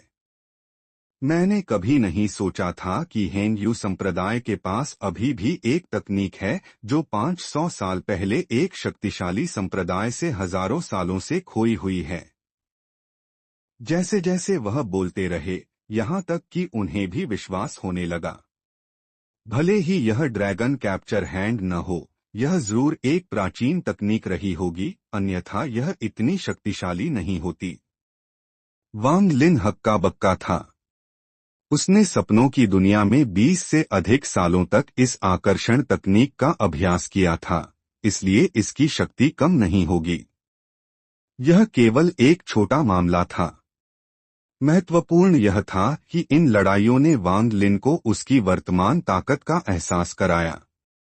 सीतू नान ने पहले कहा था कि वांग लिन स्पिरिट मूवमेंट स्टेज के आधे घेरे में था, जो झाओ के खेती देश में क्यूई संघनन की 14वीं परत थी। इसका मतलब था कि वह क्यूई संघनन की चोटी तक पहुंचने से एक कदम दूर था। जहां तक कि वह अभी भी तीसरी परत पर क्यों महसूस करता था, सीतू नान भी अनुमान नहीं लगा सका कि क्या गलत था। वांग लिन ने एक बार भाई झांग ने सांसारिक संबंधों को काटने के बारे में जो कहा था उसे उठाया था, लेकिन तिरस्कार से भरे चेहरे के साथ सीतू नान ने उसे बताया था कि ऐसी कोई चीज नहीं थी। यह केवल इन छोटे खेती वाले देशों के जूनियरों द्वारा फैलाई गई एक अफवाह थी। खेती एक स्वर्ग को धता बताने वाला कार्य था। ये छोटी चीजें बिल्कुल मायने नहीं रखती। उन्होंने कहा कि उनके गृह देश में आत्मा गठन सोल फॉर्मेशन अवस्था में एक कृषक था, लेकिन वह अपने पारिवारिक संबंधों को छोड़ नहीं सका, इसलिए वह घर पर रहा और अपने परिवार के साथ जीवन का आनंद लिया, और अंत में वह अभी भी कई सालों के बाद आत्मा परिवर्तन सोल ट्रांसफॉर्मेशन तक पहुंच गया। यह जीवन शैली एक लंबे समय के बाद बहुत नीरस हो जाती है। आखिरकार एक कृषक की जीवन अवधि एक औसत व्यक्ति की तुलना में बहुत लंबी होती है, इसलिए सामान्य लोगों को ऐसा लगता है कि कृषक इन चीजों की परवाह नहीं करते। सीतू नान ने आखिरकार यह निष्कर्ष निकाला कि इसका स्वर्ग को धता बताने वाली मनके से कुछ लेना देना था। क्योंकि वांग लिन ने स्वर्ग को धता बताने वाली मनके के स्थान में इतनी खेती की, इसने सपनों के स्थान और वास्तविक दुनिया के बीच एक अतुल्यकालन डिसिंक्रोनाइजेशन पैदा किया। इसलिए जबकि वांग लिन की सच्ची ताकत 14वीं परत पर थी, उसका शरीर केवल यह दिखाता था कि वह तीसरी परत पर था। कुछ समय बाद अतुल्यकालन चला जाएगा, इसलिए यह कोई बड़ी बात नहीं थी। क्यूई संघनन की 14वीं परत की शक्ति और आकर्षण तकनीक पर 20 से अधिक सालों की कड़ी मेहनत के साथ इसमें कोई आश्चर्य नहीं था कि इसकी शक्ति लोगों को पागल अनुमान लगाने पर मजबूर करेगी। वांग लोंग ने अपनी आंखें संकरी कर लीं और वांग लिन से कहा, वांग लिन, क्या तुमने जो तकनीक इस्तेमाल की वह वास्तव में कोई प्राचीन तकनीक है? वह वर्तमान में तकनीक का नाम जानने के मूड में नहीं थे, लेकिन वह पूरी ईमानदारी से श्वान दाओ संप्रदाय को चेहरा खोने पर मजबूर करना चाहते थे। वांग लिन ने सिर हिलाया और मुस्कुराया। संप्रदाय प्रमुख, जूनियर ने जो तकनीक इस्तेमाल की वह स्पष्ट रूप से आकर्षण तकनीक है। जहां तक ड्रैगन कैप्चर हैंड की बात है, शिष्य ने इसके बारे में पहले कभी नहीं सुना है। वांग लोंग ने गुप्त रूप से वांग लिन की चतुरता की प्रशंसा की। उन्होंने 3 श्वान दाओ संप्रदाय के बुजुर्गों की ओर देखा और हंसे। मित्र ओयांग, मैं तुम्हें बता सकता हूं कि यह तकनीक ड्रैगन कैप्चर हैंड नहीं बल्कि मेरे हेंग्यू संप्रदाय की सबसे बुनियादी तकनीक आकर्षण तकनीक है। तुम्हारे शिष्य मेरे हेंग्यू संप्रदाय की सबसे बुनियादी तकनीक के खिलाफ भी रक्षा नहीं कर सकते, और तुम लोग इसे सही ठहराने के लिए इस ड्रैगन कैप्चर हैंड को बना रहे हो। बुजुर्ग ओयांग काफी शर्मिंदा थे, लेकिन सतह पर वह पीछे नहीं हट सकते थे।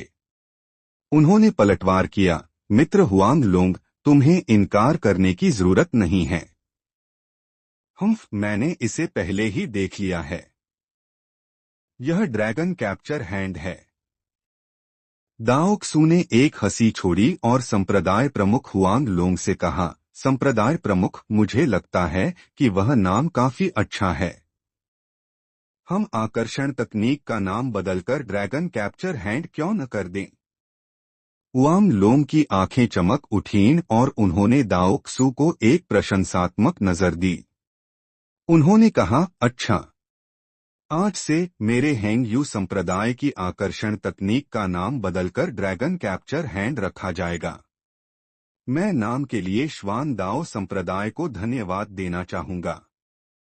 बुजुर्ग ओयांग और अन्य 2 बुजुर्गों के चेहरे कड़वाहट से भरे थे।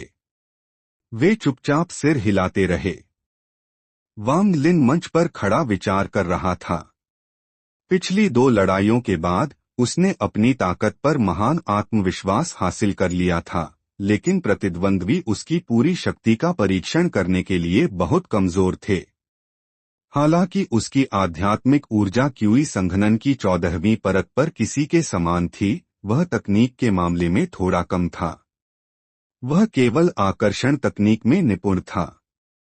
यह परीक्षण करने के लिए कि वह वास्तव में कितना मजबूत था, उसने अचानक कहा, श्वान दाओ संप्रदाय के सभी वरिष्ठ भाई, तुम सब एक साथ आ सकते हो।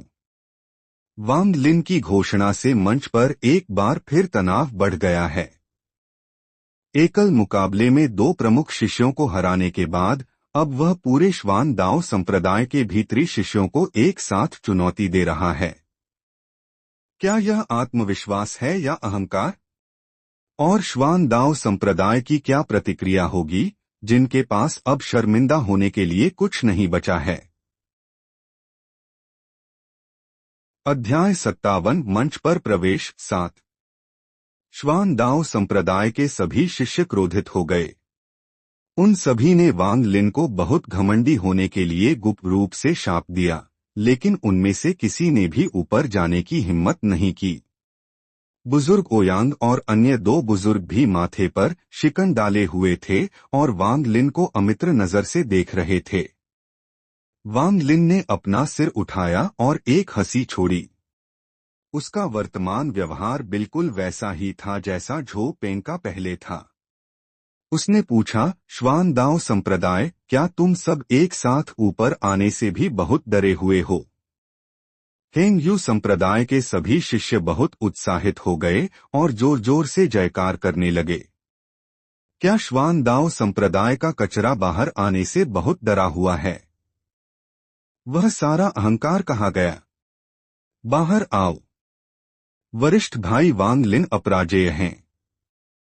श्वान दाओ संप्रदाय को मुक्का मारो। श्वान दाओ संप्रदाय को लात मारो। यहां तक कि उनकी थूक भी श्वान दाओ संप्रदाय को डुबो सकती है। तुम्हारा वरिष्ठ भाई अच्छा नहीं था। तुम्हारा दूसरा वरिष्ठ भाई भी काफी नहीं था। क्या तुम लोगों के पास तीसरा वरिष्ठ भाई है? तुम सब एक साथ बाहर आओ। लियू फेंग, बाहर आओ और मर जाओ। हेंग यू संप्रदाय के शिष्य और भी ज्यादा उपद्रवी हो गए और हुआंग लोंग की मुस्कान चौड़ी और चौड़ी होती गई, जब तक कि श्वान दाओ संप्रदाय के एक शिष्य ने, जो इसे और सहन नहीं कर सका, आखिरकार चिल्लाया, वांग लिन, तुम बहुत घमंडी हो। तुम ही हो जो चाहते हो कि हम सब ऊपर आएं। साथी मार्शल भाइयों, चलो सब चलते हैं और उसे पीटते हैं। यह सही है। यह उसका अनुरोध है, इसलिए यह नियमों के खिलाफ नहीं है। बुजुर्गों, चलो हम सब ऊपर चलते हैं। बुजुर्ग, यह वांग लिन बहुत घमंडी है। चलो हम सब ऊपर चलते हैं। श्वान दाओ संप्रदाय के शिष्यों ने एक एक करके ऊपर जाने के लिए पूछा। बुजुर्ग ओयांग ने अपने दांत भींचे और कहा, चूंकि हेंगयू संप्रदाय ने अनुरोध किया है, तो जो भी जाना चाहता है, ऊपर जाओ। जिस क्षण उसने बोलना समाप्त किया, 3 शिष्य तुरंत मंच पर कूद गए।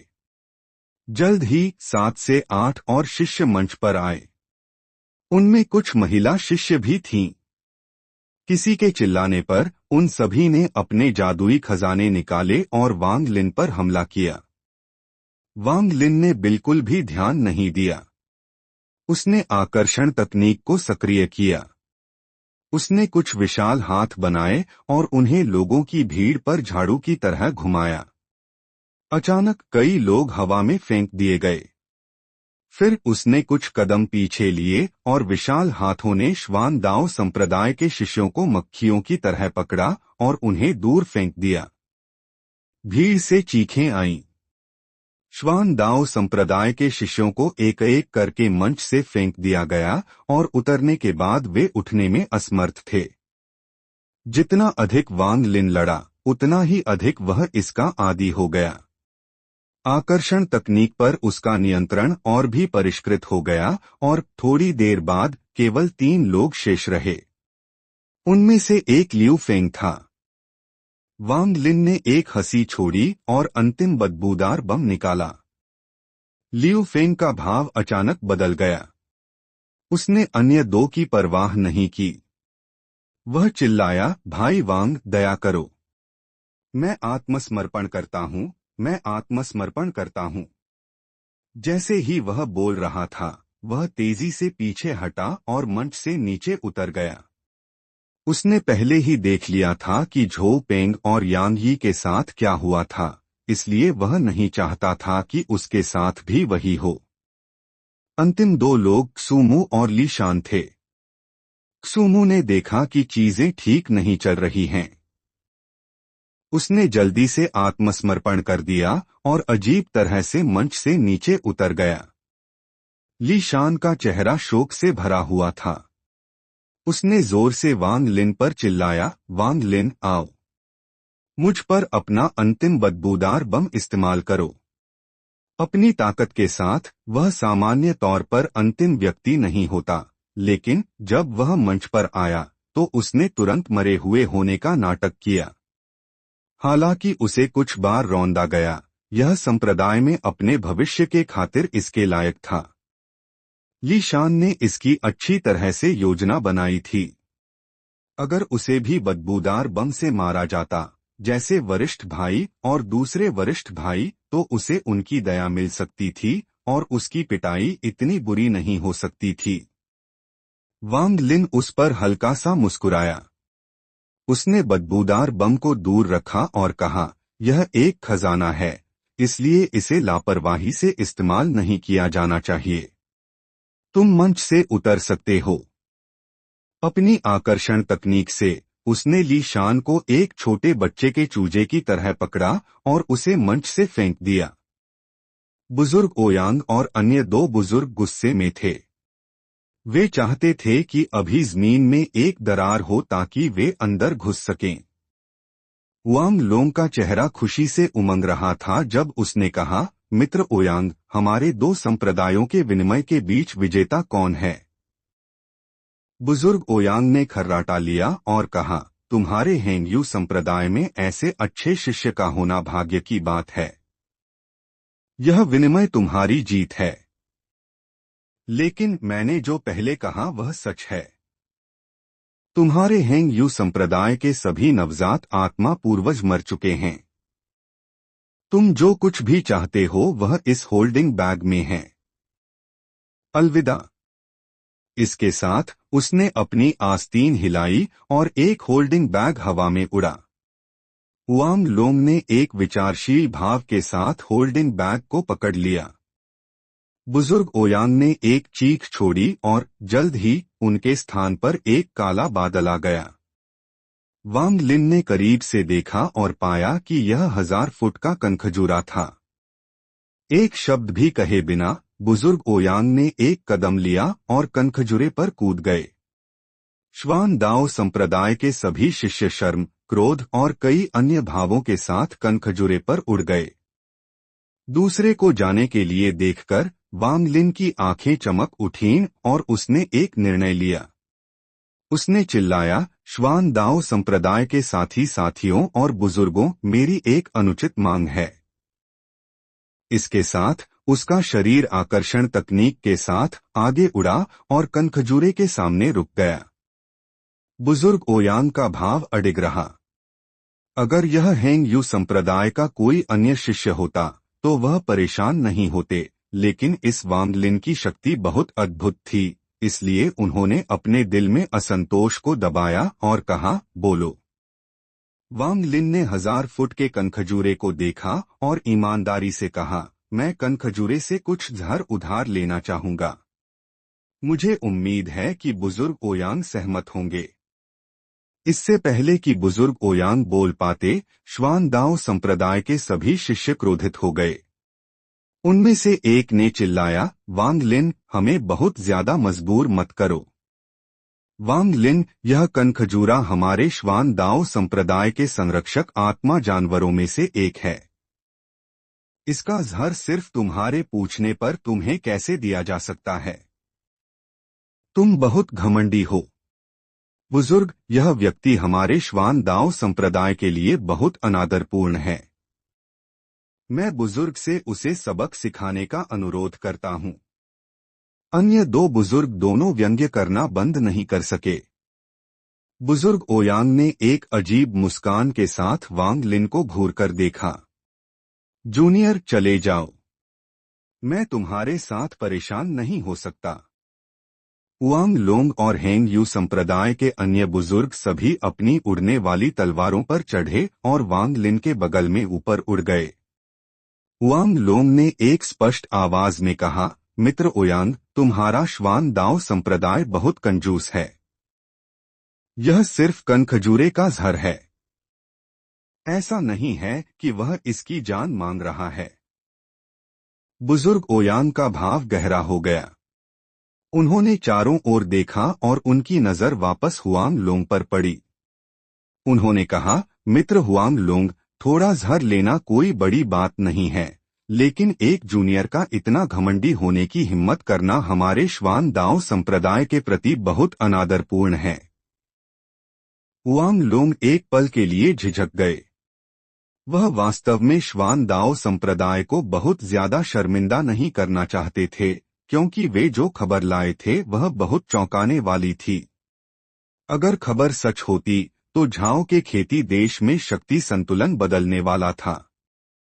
वांग लिन थोड़ी देर के लिए झिझका। वह निश्चित रूप से इस कनखजूरे से जहर लेने वाला था। उसने बुजुर्ग ओयांग से कहा, बुजुर्ग ओयांग, मैं केवल कनखजूरे का थोड़ा जहर चाहता हूँ। मैं वादा करता हूँ कि मैं उसे चोट नहीं पहुँचाऊंगा।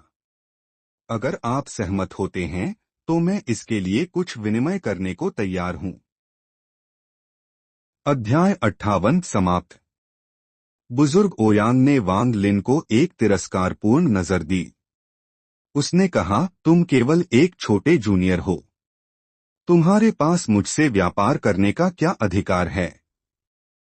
अगर तुम हैंग यू संप्रदाय के संस्थापक द्वारा छोड़ा गया खजाना निकालते हो तो मैं तुमसे जहर की एक बूंद विनिमय कर सकता हूँ। वांग लिन माथे पर शिकन डाली। उसने गुप्त रूप से व्यंग्य किया। फिर उसने अपनी आकर्षण तकनीक को पूरी ताकत से सक्रिय किया और पकड़ा। बुजुर्ग ओयांग का चेहरा तुरंत बदल गया। जूनियर, तुम्हारी हिम्मत। इसके साथ उसने अपनी आस्तीन हिलाई और एक पुराने दिखने वाली उड़ने वाली तलवार बाहर आई। जिस क्षण उड़ने वाली तलवार बाहर आई, हवा इकट्ठा होने लगी और हवा में एक विशाल तलवार बनाई। तलवार नीचे की ओर झूल गई। जिस क्षण तलवार प्रकट हुई, बुजुर्ग ओयांग की आंखों में हत्या के इरादे का एक संकेत दिखाई दिया। यह शिष्य बस बहुत मजबूत था और वह भविष्य में उसके श्वान दाओ संप्रदाय के लिए एक खतरा बन जाएगा। वह इस अवसर का लाभ उठाकर उसकी खेती को नष्ट करना चाहता था। हुआंग लोंग का चेहरा गहरा हो गया। उसने ओयांग के इरादे को पहचान लिया और तुरंत अपनी तलवार बाहर निकाली। वांग लिन ने एक हंसी छोड़ी। उसकी आकर्षण तकनीक अपनी सीमा तक पहुंच गई और उसने जो अदृश्य हाथ बनाया था वह दृश्यमान हो गया। दो बड़े हाथ जो सफेद रोशनी उत्सर्जित कर रहे थे, दिखाई दिए। हाथों के चारों ओर रोशनी के भंवर दिखाई दिए और उनके चारों ओर के सभी बादल बिखर गए। विशाल हाथों में से एक ने कनखजूरे की गर्दन को पकड़ लिया। दूसरा हाथ ऊपर उठा और नीचे आ रही तलवार को रोक दिया। जो तलवार नीचे झूल रही थी वह धीमी हो गई जब तक कि वह हवा के बीच में रुक नहीं गई। बुजुर्ग ओयांग का चेहरा पूरी तरह से लाल था क्योंकि उसने डर का एक भाव प्रकट किया। अन्य दो बुजुर्गों ने अपने दांत भींचे। अपनी स्थिति को नजरअंदाज करते हुए एक ने एक इंद्रधनुषी रंग की रोशनी थूकी जो एक इंद्रधनुषी रंग के रिबन में बदल गई। यह वांग लिन की ओर दौड़ा। इस बीच दूसरे बुजुर्ग ने जेड का एक टुकड़ा फेंक दिया। 8 भूतिया आग के गोले प्रकट हुए और वांग लिन पर दागे गए। एक तेज गर्मी की लहर वांग लिन तक पहुंची, लेकिन उसका भाव बिल्कुल नहीं बदला। उसने अपनी आकर्षण तकनीक से एक और हाथ बनाया। उस हाथ ने उसके चारों ओर हवा का एक भंवर बनाया, जिससे भूतिया आग फीकी पड़ गई। यह सब बहुत जल्दी हुआ। हुआंग लोंग ने एक गुस्से भरी दहाड़ छोड़ी और अपने हाथ से एक मुहर बनाई। उसकी उड़ने वाली तलवार बैंगनी चंद्रमा, इंद्रधनुषी रंग के रिबन की ओर चमकी। इस समय का उपयोग करते हुए वांग लिन तेजी से 1000 फुट के कनखजूरे की ओर बढ़ा। उसकी आकर्षण तकनीक ने कनखजूरे को पकड़ रखा था। चाहे उसने कितनी भी जोर से संघर्ष किया, वह मुक्त नहीं हो सका। वांग लिन ने अपना दाहिना हाथ कनखजूरे के सिर पर रखा और अपनी आध्यात्मिक ऊर्जा को सक्रिय किया। कनखजूरे ने एक दर्दनाक चीख छोड़ी और काले धुंध को खासा। यह सब केवल कुछ सेकंड तक चला। किसी के पास भी प्रतिक्रिया करने का समय नहीं था। दोनों संप्रदायों के बुजुर्ग लड़ने के लिए तैयार कनखजूरे के दोनों ओर खड़े थे। जब दाओ क्सू ने कनखजूरे को जहर खांसते हुए देखा तो उसे डर था कि वांग लिन के पास जहर रखने के लिए कुछ नहीं होगा, इसलिए उसने अपनी आस्तीन हिलाई और एक सफेद बोतल फेंक दी। उसने चिल्लाया, शिष्य वांग लिन, जहर रखने के लिए इसका उपयोग करो। उसके बाद उसने अपनी उड़ने वाली तलवार ली और उस श्वान दाओ संप्रदाय के बुजुर्ग से लड़ना शुरू कर दिया जिसने भूतिया आग छोड़ी थी। श्वान दाओ संप्रदाय के तीनों बुजुर्ग गुस्से में थे कि उन्हें हैंग यू संप्रदाय के बुजुर्गों ने रोक दिया और वे वांग लिन को रोकने में असमर्थ थे। जब वांग लिन ने देखा कि कनखजूरे ने जहर खासा है तो वह तेजी से थोड़ा पीछे हट गया। उसने बोतल ली और जहर को बोतल में स्थानांतरित करने के लिए अपनी आध्यात्मिक ऊर्जा का उपयोग किया। बुजुर्ग ओयांग ने गुस्से से चिल्लाया, हेंगयू संप्रदाय, तुम बहुत दूर चले गए हो। हुआंग लोंग ने गुप्त रूप से आह भरी। उसने अपनी तलवार दूर रखी और पीछे हट गया। अन्य सभी बुजुर्गों ने भी यही किया। वांग लिन के चेहरे पर पछतावे के संकेत दिखाई दिए। इस कनखजूरे का जहर उसके पिता की बीमारी का इलाज हो सकता था, इसलिए वह इसे किसी भी कीमत पर पाने के लिए दृढ़ था। उसने हाथ जोड़े और कहा, बुजुर्ग ओयांग, इस कनखजूरे का जहर मेरे लिए बहुत महत्वपूर्ण है। मेरे पास कुछ ऐसा है जिसे इसके लिए एक उचित व्यापार माना जा सकता है। इसके साथ उसने एक बहुत ही सामान्य दिखने वाली जेड की बोतल फेंक दी। बोतल पीछे के पहाड़ से उसने जो नदी का पानी जमा किया था उससे भरी हुई थी। बुजुर्ग ओयांग का चेहरा उदास था। वह बोलने ही वाला था जब सावधानी से जेड की बोतल को स्कैन किया। उसने माथे पर शिकन डाली और कहा, मैंने सुना है कि 500 साल पहले हेंगयू संप्रदाय के कई नवजात आत्मा कृषकों ने सामान्य से कई गुना अधिक आध्यात्मिक ऊर्जा के साथ एक खेती का मैदान बनाया था। मुझे लगता है कि यह तरल वहां से आया है। जब बोतल पर ढक्कन खोला गया तो आध्यात्मिक शक्ति की एक तेज आभा बाहर निकली। हुआंग लोंग ने जेड की बोतल को एक नजर दी, फिर अपनी दाढ़ी रगड़ी। उसने कहा, यह बच्चा। वह नदी के पानी की एक बोतल भी बाहर लाया। बुजुर्ग ओयांग ने गुर्राया। उसने अपने हाथ में बोतल का वजन किया, फिर कहा, मित्र हुआंग लोंग, तुम्हारे हेंगयू संप्रदाय में एक बहुत अच्छा शिष्य है। अलविदा। इसके साथ उसने वांग लिन पर एक नजर डाली। थोड़ी देर विचार करने के बाद उसने वांग लिन को एक संदेश भेजा, भतीजा शिष्य वांग, मैं कनखजूरे के जहर के बारे में इस मामले को जाने दे सकता हूँ, लेकिन हेंगयू संप्रदाय के पीछे अब कोई नवजात आत्मा पूर्वज नहीं है, इसलिए अपने जोखिम पर ठहरो। इसके साथ उसने 1000 फुट के कनखजूरे को छुआ। कनखजूरे ने वांग लिन पर घूरकर देखा और उत्तर की ओर उड़ गया। उसी क्षण वांग लिन ने देखा कि उस कनखजूरे के ऊपर एक आकर्षक आंखों का जोड़ा उसे देख रहा था। वह हक्का बक्का था। उसका दिमाग अभी भी बुजुर्ग ओयांग के शब्दों से गूंज रहा था। जहां तक उन आकर्षक आंखों के जोड़े के मालिक की बात है, एक बार व्यक्ति को देखने के बाद उसने इसे दिल पर भी नहीं लिया। श्वान दाओ संप्रदाय के जाने के बाद पूरा देवदार शिखर शांत था। हुआंग लोंग की आंखें क्षेत्र में घूमी। मुस्कुराते हुए उसने कहा, आज का विनिमय मेरे हेंगयू संप्रदाय ने जीता है। सभी भीतरी शिष्यों को इनाम दिया जाएगा। तुम सभी आध्यात्मिक ऊर्जा इकट्ठा करने वाली गोलियों की एक बोतल पाने के लिए गोली घर जा सकते हो। तुम सभी को वांग लिन के उदाहरण का पालन करना होगा। सभी भीतरी शिष्य एक एक करके जयकार करने लगे।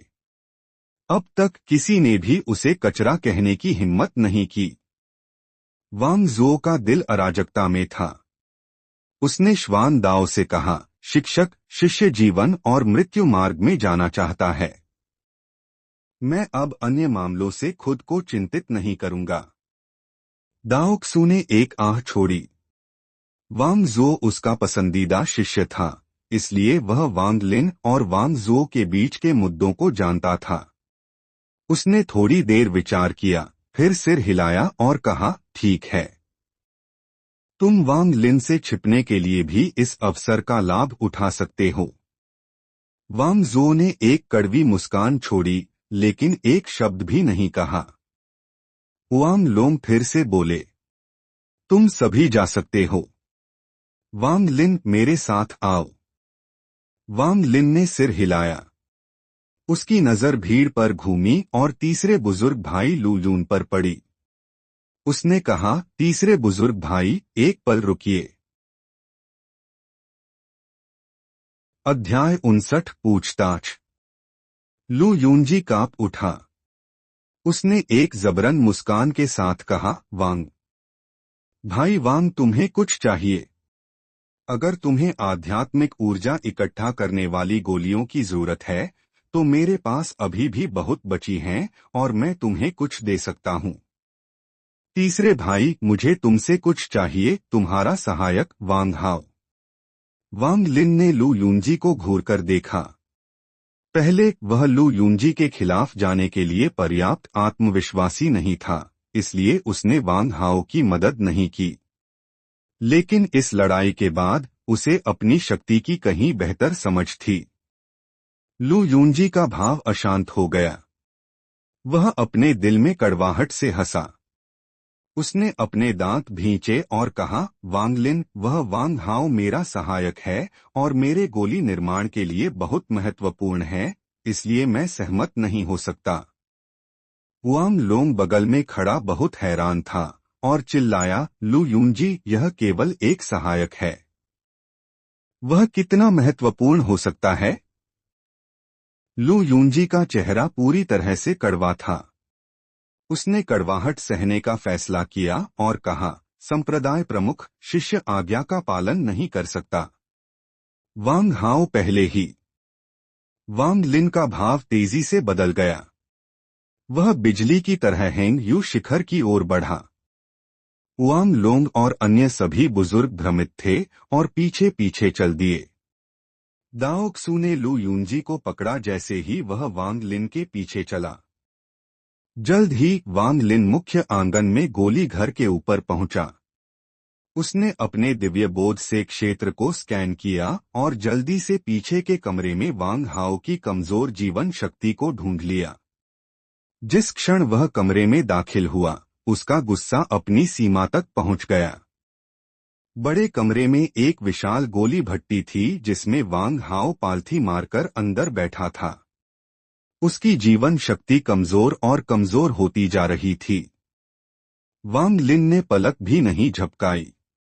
उसने अपना हाथ हिलाया और वांग हाओ को पकड़ने के लिए अपनी आकर्षण तकनीक भेजी। जैसे ही तकनीक द्वारा बनाया गया हाथ गोली भट्टी के करीब आया, भट्टी से एक इंद्रधनुषी रंग की रोशनी बाहर आई और हाथ से टकराई। वांग लिन ने ठंडा सा खर्राटा लिया। तुरंत आकर्षण तकनीक की शक्ति अपने चरम पर पहुंच गई और इंद्रधनुषी रंग की रोशनी को तोड़ दिया। वांग लिन ने धीरे से वांग हाओ को पकड़ा और उसे जमीन पर रख दिया। उसने अपना दाहिना हाथ वांग हाओ के माथे पर रखा और चुप रहा। उसी क्षण हुआंग लोंग और अन्य बुजुर्ग भी पहुंच गए। लाल चेहरे वाले बुजुर्ग ने गोली भट्टी को देखा, फिर वांग हाओ को। उसका भाव अचानक बदल गया और उसने चिल्लाया, फायर फर्नेस ट्रायल, अग्नि भट्टी परीक्षण। दाओक्सू ने लू यूंजी को ध्यान से देखा जो उसके हाथ में था। उसने उसे जमीन पर फेंक दिया और कहा, लू यूंजी, तुम में वास्तव में हिम्मत है। हालांकि यह फायर फर्नेस ट्रायल प्रतिबंधित नहीं है, तुम इसका उपयोग केवल संप्रदाय के बाहर के लोगों पर कर सकते हो और अंदर कभी नहीं। क्या तुम भूल गए? लू यूंजी का चेहरा पूरी तरह से पीला था।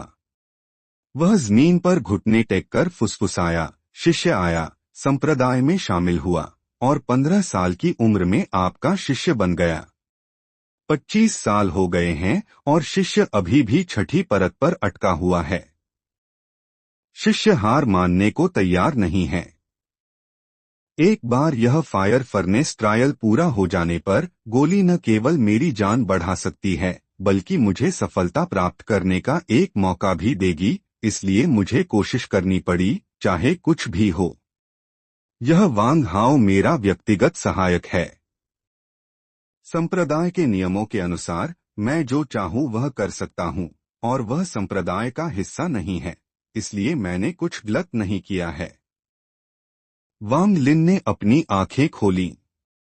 पहले वांग हाओ का जीवन गंभीर स्थिति में था, लेकिन उसके शरीर में आध्यात्मिक ऊर्जा भेजने के बाद वह वांग हाओ की जान बचाने में सक्षम था।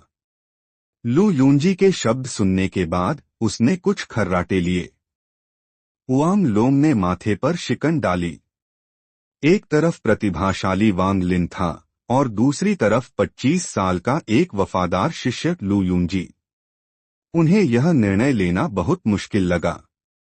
थोड़ी देर विचार करने के बाद उन्होंने एक निर्णय लिया और दाओक्सू से कहा, जूनियर भाई दाओक्सू, तुम अनुशासनात्मक कार्यों के प्रभारी हो। तुम लू यूंजी से कैसे निपटना चाहते हो? जिस क्षण दाओक्सू ने यह सुना, वह तुरंत संप्रदाय प्रमुख का निर्णय समझ गया और कहा, लू यूंजी 20 साल के लिए एकांत में जाएगा। हुआंग लोंग ने सिर हिलाया और वांग लिन की ओर मुड़ा। उसने दयालुता से कहा, वांग लिन, अब से यह वांग हाओ एक भीतरी शिष्य बन जाएगा। इसे उसकी भरपाई करना मानो। अब से तुम लू यूंजी को परेशान करने के लिए नहीं जा सकते। आखिरकार तुम सब एक ही संप्रदाय में हो। वांग लिन ने लू यूंजी पर एक नजर डाली और कहा, शिष्य आज्ञा का पालन करता है। हुआंग लोंग ने अपनी आस्तीन हिलाई और कहा, ठीक है, चूंकि बात सुलझ गई है, दाओक्सू, तुम यहाँ के मामले से निपटो जिसमें वांग हाओ का इलाज भी शामिल है। वांग लिन, तुम मेरे साथ आओ। इसके साथ वह कमरे से बाहर निकल गए और फिर हवा में तैर गए। दाओक्सू ने वांग लिन को देखा और मुस्कुराया, शिष्य भतीजे वांग लिन, चिंता मत करो और वांग हाओ को मुझ पर छोड़ दो। जब तक वह अभी भी जीवित है, मैं उसके ठीक होने का एक रास्ता ढूंढ लूंगा। वांग लिन ने हल्का सा सिर हिलाया। वांग हाओ, जिसका चेहरा थोड़ा ठीक हो गया था, को एक नजर डालने के बाद उसने गोली घर छोड़ दिया और हुआंग लोंग के पीछे चला गया। वांग लिन हर समय सोच रहा था। वह पूरी तरह से समझ गया था कि संप्रदाय प्रमुख हुआंग लोंग उससे अकेले में बात क्यों करना चाहते थे। कुछ ही देर में हुआंग लोंग वांग लिन को मुख्य हॉल में लाए। फिर उन्होंने अचानक चिल्लाया, वांग लिन, तुम में वास्तव में हिम्मत है। वांग लिन का भाव शांत रहा और उसने कहा, संप्रदाय प्रमुख, अगर आपको कुछ कहना है तो बस कहिए। हुआंग लोंग ने खर्राटा लिया और कहा, उस विनिमय के दौरान तुमने वास्तव में कौन सी तकनीक इस्तेमाल की? वांग लिन हंसा और कहा, आकर्षण तकनीक। अगर संप्रदाय प्रमुख को विश्वास नहीं होता तो आप करीब से देख सकते हैं। इसके साथ उसने आकर्षण तकनीक को सक्रिय किया और मुख्य हॉल में सभी मेज और कुर्सियां पकड़ लीं। उन्हें कमरे में कुछ बार घुमाने के बाद उसने उन्हें वापस वहीं रख दिया जहां वे थे। हुआंग लोंग ने सावधानी से तकनीक की जांच की, फिर विचार करने लगे। एक लंबे समय के बाद उसने अचानक पूछा, पहले तुम स्पष्ट रूप से तीसरी परत पर थे और अब भी तुम अभी भी तीसरी परत पर दिखते हो। तुम्हारे पास इतनी शक्ति कैसे है? तुम ठीक किस स्तर पर हो? वांग लिन, मुझे सच बताओ। वांग लिन के चेहरे पर एक कड़वा भाव प्रकट हुआ और उसने कहा, शिष्य वास्तव में नहीं समझता। मैं बस खेती करता रहा और यह ऐसा हो गया। जहां तक मैंने किस स्तर तक पहुंचा हूं, शिष्य नहीं जानता। हुआंग लोंग ने वांग लिन को घूरकर देखा और गहरी आवाज में कहा, वांग लिन, तुम अभी भी मुझे नहीं बताओगे? वांग लिन व्यंग्य से मुस्कुराया और कहा, शिष्य वास्तव में नहीं जानता। हुआंग लोंग ने गुप्त रूप से आह भरी। वह वांग लिन पर बहुत ज्यादा दबाव नहीं डालना चाहता था क्योंकि चाहे कुछ भी हो, वांग लिन अभी भी हेंग्यू संप्रदाय का एक शिष्य था और उसने अभी अभी संप्रदाय की एक महान सेवा भी की थी। वह बहुत संभव है कि भीतरी शिष्यों के बीच एक सितारा बन जाएगा। इसके बारे में सोचते हुए उसका भाव मित्रवत हो गया और उसने कहा, तुमने श्वान दाओ संप्रदाय को जो बोतल दी थी उसमें क्या था? वांग लिन हंसा। उसने अपना दाहिना हाथ हिलाया और दो छोटी बोतलें बाहर निकालीं। उसने उन्हें हुआंग लोंग को सौंप दिया और कहा, संप्रदाय प्रमुख इसकी बात कर रहे हैं। संप्रदाय प्रमुख को इन्हें मुझसे बेहतर जानना चाहिए। यह बस पीछे के पहाड़ से नदी का पानी है। अध्याय 60 बुजुर्ग। हुआंग लोंग ने बोतलों को देखा और एक खर्राटा लिया। पीछे के पहाड़ का नदी का पानी बाहर ले जाने की अनुमति नहीं है। मैं इन 2 बोतलों को ले रहा हूं। तुम जाकर आराम कर सकते हो। याद रखना कि कल मुझसे मिलने आना और मैं तुम्हें तुम्हारे लिए एक उपयुक्त खेती तकनीक ढूंढने के लिए धर्मग्रंथ पुस्तकालय में ले जाऊंगा, उसने कहा। वांग लिन ने यह सुनने के बाद वह बहुत उत्साहित हो गया। बाहर जाते समय उसने आदर से अलविदा कहा। हालांकि उसकी वर्तमान खेती ऊंची थी, उसकी एकमात्र तकनीक आकर्षण तकनीक थी। वांग लिन के जाने के बाद हुआंग लोंग मुड़ा। उसने आदर से झुका और कहा, बुजुर्ग शांगगुआन, क्या आपको लगता है कि वांग लिन ने जो कहा वह सच था? और हमें उससे कैसे निपटना चाहिए? एक पतला नीली पोशाक पहने हुए बूढ़ा आदमी मुख्य हॉल में बाहर आया। उसका चेहरा बहुत उदास था। कितना सच है? वांग लोंग, क्या तुम नहीं बता सकते कि उस छोटे लड़के ने सच का एक भी शब्द नहीं कहा? वांग लोंग ने एक शर्मिंदा भाव प्रकट किया। यह 10 नींव निर्माण फाउंडेशन बिल्डिंग बुजुर्गों में से एक था। खेती की दुनिया में ताकत ही सबसे ज्यादा मायने रखती थी। उसका संप्रदाय प्रमुख होना और उसके साथी मार्शल भाइयों का बुजुर्ग होना बाहरी दुनिया के लिए खड़ा किया गया केवल एक मोर्चा था। हेंग यू संप्रदाय का नियम यह था कि अगर कोई नींव निर्माण की अवस्था तक पहुंचता है तो वे एक बुजुर्ग बन सकते हैं और उस भूमिका के विशेषाधिकारों का आनंद ले सकते हैं।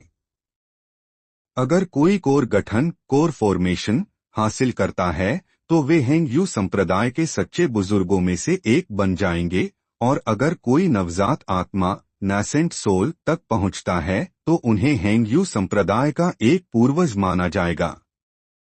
सामान्य तौर पर 10 नींव निर्माण बुजुर्ग बंद दरवाजे के प्रशिक्षण में थे, लेकिन श्वान दाओ संप्रदाय से चौंकाने वाली खबर सुनने के बाद हुआंग लोंग ने जल्दी से 10 बुजुर्गों को ढूंढ लिया ताकि 2 कोर गठन सच्चे बुजुर्गों को इस मामले के बारे में बता सकें। वांग लिन का दिखना हुआंग लोंग के लिए बहुत अप्रत्याशित था, इसलिए उसने वांग लिन को यहां पूछताछ करने और नींव निर्माण बुजुर्गों से भी पूछताछ करवाने का मौका लिया। बुजुर्ग शांगगुआन ने हुआंग लोंग के हाथ में बोतलों पर एक नजर डाली। उसने उन्हें अपने दिव्य बोध से स्कैन किया, फिर कहा, इस छोटे बदमाश ने एक बात सच कही। यह वास्तव में पीछे के पहाड़ का नदी का पानी है, और अगर हर दिन सेवन किया जाता है तो यह खेती में मदद करेगा। हुआंग लोंग थोड़ी देर के लिए झिझका। बुजुर्ग शांगगुआन, क्या आपको लगता है कि वांग लिन ने जो तकनीक इस्तेमाल की वह वास्तव में आकर्षण तकनीक थी? उसने पूछा। बुजुर्ग शांगगुआन ने हुआंग लोंग को देखा और कहा, मैंने उसकी लड़ाइयों को देखा और मैं पुष्टि कर सकता हूं कि उसने जो तकनीक इस्तेमाल की वह वास्तव में आकर्षण तकनीक थी। हुआंग लोंग का भाव बहुत बदल गया। क्या यह वास्तव में आकर्षण तकनीक है? लेकिन यह इतनी शक्तिशाली कैसे हो सकती है कि यह जादुई खजानों को भी पकड़ सके? उसने पूछा। बुजुर्ग शांगगुआन ने ठंडा सा खर्राटा लिया और कहा, कोई भी तकनीक विस्तृत अवधि के लिए अभ्यास करने के बाद कुछ विशेष प्रभाव रखेगी, हालांकि नींव निर्माण कृषकों के लिए यह कुछ भी नहीं है। यह आकर्षण तकनीक खेती की दुनिया में सबसे बुनियादी तकनीक है। क्या तुम अभी भी नहीं समझते कि जितनी बुनियादी तकनीक उतना लंबा उसका इतिहास? हुआंग लोंग ने जल्दी से सहमत होते हुए सिर हिलाया। बुजुर्ग शांगगुआन ने थोड़ी देर विचार किया, फिर कहा, इस बच्चे की खेती वास्तव में तीसरी परत पर है, लेकिन उसके शरीर में बहुत ज्यादा आध्यात्मिक ऊर्जा है, इसलिए मैं स्पष्ट रूप से सबकी जांच नहीं कर सकता। मेरा अनुमान है कि उसकी शक्ति 14वीं परत क्यूई संघनन की है, इसलिए उसे जल्द ही नींव निर्माण की अवस्था तक पहुंचने में सक्षम होना चाहिए। इस तरह के एक शिष्य के लिए अपने रहस्य होना ठीक है, क्योंकि संप्रदाय बहुत खतरनाक स्थिति में है।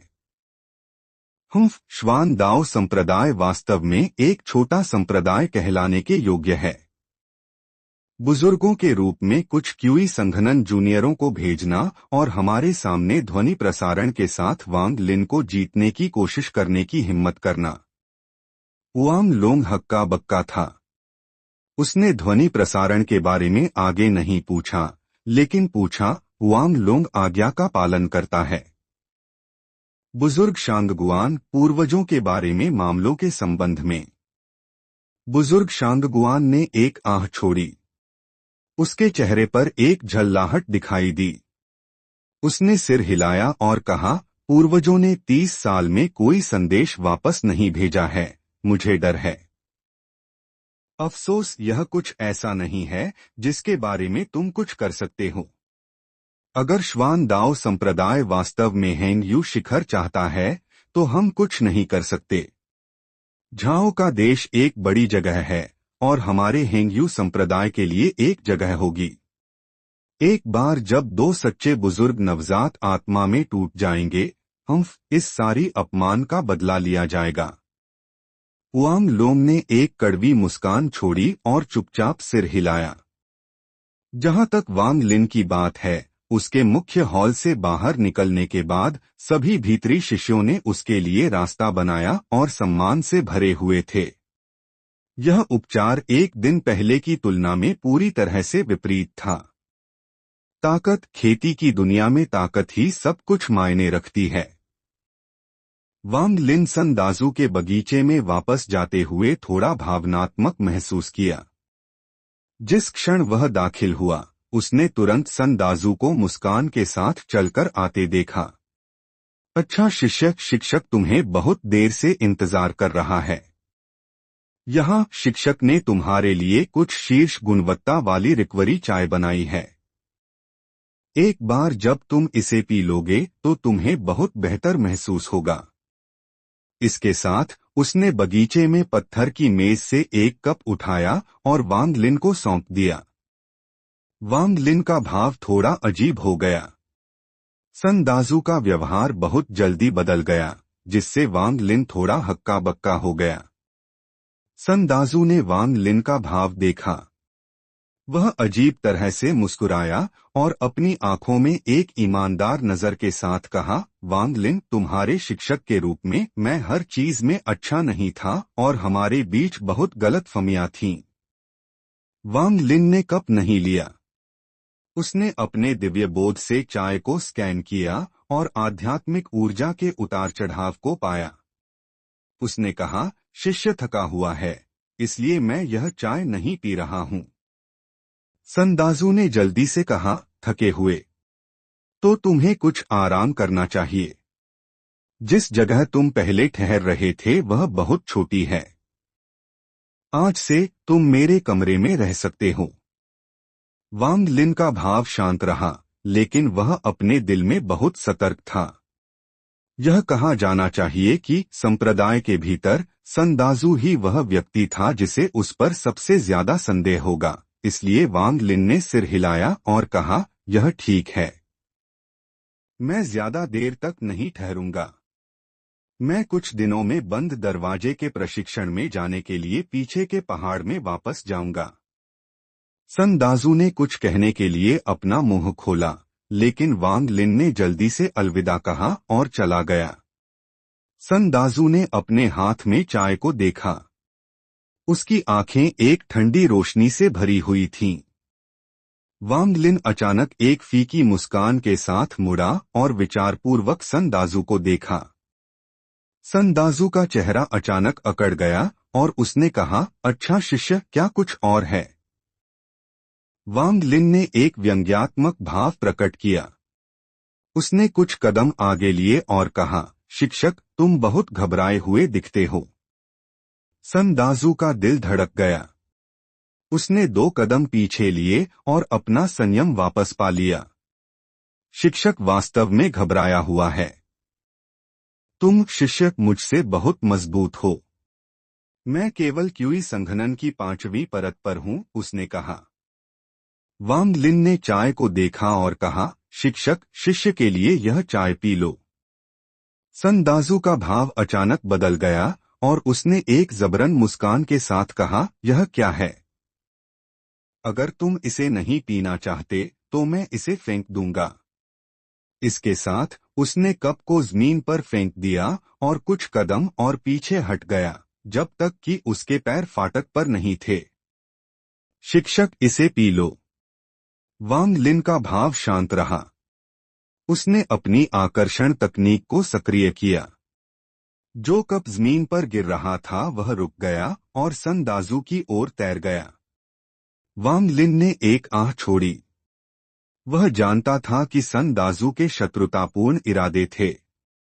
चाय में वास्तव में कुछ गड़बड़ थी। संदाजू का भाव अशांत हो गया। लंबे समय तक विचार करने के बाद उसने अचानक माथे पर शिकन डाली और कहा, वांग लिन, ऐसा लगता है कि तुम्हारे मन में अपने शिक्षक के बारे में अभी भी गलतफहमियां हैं। तुम्हें विश्वास है कि इस चाय में कुछ गड़बड़ है। ठीक है, मैं इसे पी लूंगा। संदाजू ने चाय उठाई और उसे पी लिया। फिर उसने कप को जमीन पर फेंक दिया और असंतोष के साथ कहा, क्या यह ठीक है? संप्रदाय प्रमुख ने मुझसे बात करने के लिए कहा है। देर हो गई तो बुरा होगा। अगर कुछ और है तो बाद में बात करते हैं। इसके साथ वह जाने के लिए मुड़ा। वांग लिन की आंखें चमक उठीं और उसने अपना शरीर हिलाया। संदाजू का भाव बदल गया और वह जल्दी से पीछे हट गया, लेकिन उसकी पांचवी परत की खेती वांग लिन से कैसे तुलना कर सकती थी? एक पल में वह संदाजू के बगल में पहुंचा। उसकी आंखें चमक उठीं और उसने संदाजू की छाती पर एक थप्पड़ मारा। इससे पहले जब संदाजू ने चाय पी थी तो उसने महसूस किया कि संदाजू ने वास्तव में चाय नहीं पी, बल्कि उसे आध्यात्मिक ऊर्जा से घेर लिया था। उस थप्पड़ से संदाजू की आध्यात्मिक ऊर्जा बिखर गई और चाय जल्दी से संदाजू के शरीर में घुल गई। संदाजू का भाव अचानक क्रोध का एक संकेत रखने वाले में बदल गया। उसने जल्दी से कहा, वांग लिन, तुम क्या कर रहे हो? क्या तुम अपने शिक्षक को मारना चाहते हो?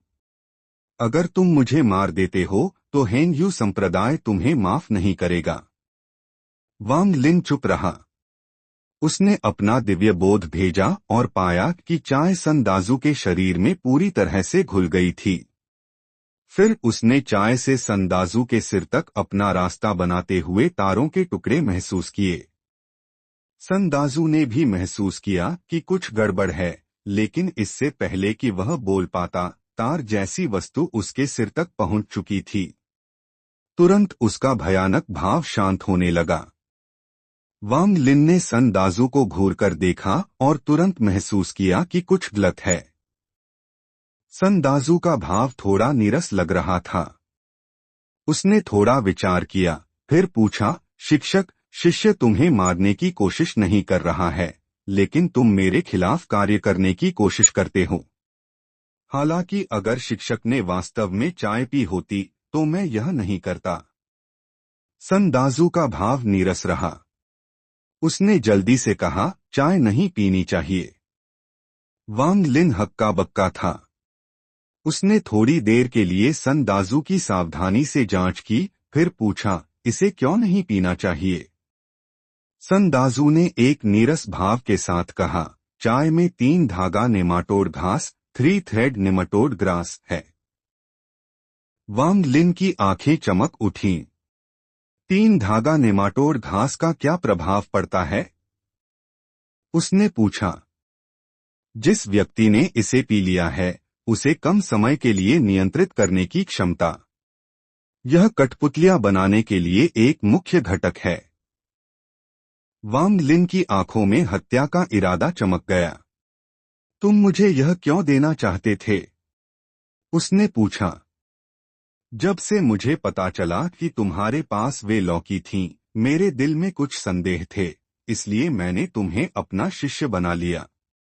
मूल रूप से मैं तुम्हें पहली परत तक पहुंचाना चाहता था ताकि मैं तुम पर आत्मा खोज तकनीक, सोल सर्चिंग टेक्निक का उपयोग कर सकूं, लेकिन मैंने तुम्हें पहले ही आध्यात्मिक ऊर्जा तितर बितर करने वाली घास, स्पिरिचुअल एनर्जी स्कैटरिंग ग्रास, दे दी थी। इसलिए मैंने सोचा कि तुम्हें पहली परत तक पहुंचने में 10 साल से अधिक लगेंगे और उस विचार को छोड़ दिया। प्रतियोगिता में तुमने अचानक महान शक्ति दिखाई, इसलिए मैंने सोचा कि तुम्हारे पास और अधिक वे लौकी रही होंगी, और यहाँ तक कि अन्य रहस्य भी। मैं भी अपनी खेती बढ़ाना चाहता हूँ, इसलिए मैंने तुम्हें यह चाय देने के बारे में सोचा। वांग लिन ने एक गहरी सांस ली और पूछा, आध्यात्मिक ऊर्जा तितर बितर करने वाली घास क्या है? साथ ही क्या तुमने मेरे बारे में किसी और को बताया है? और तुमने मुझ पर पहले यह 3 धागा नेमाटोड घास क्यों नहीं इस्तेमाल की?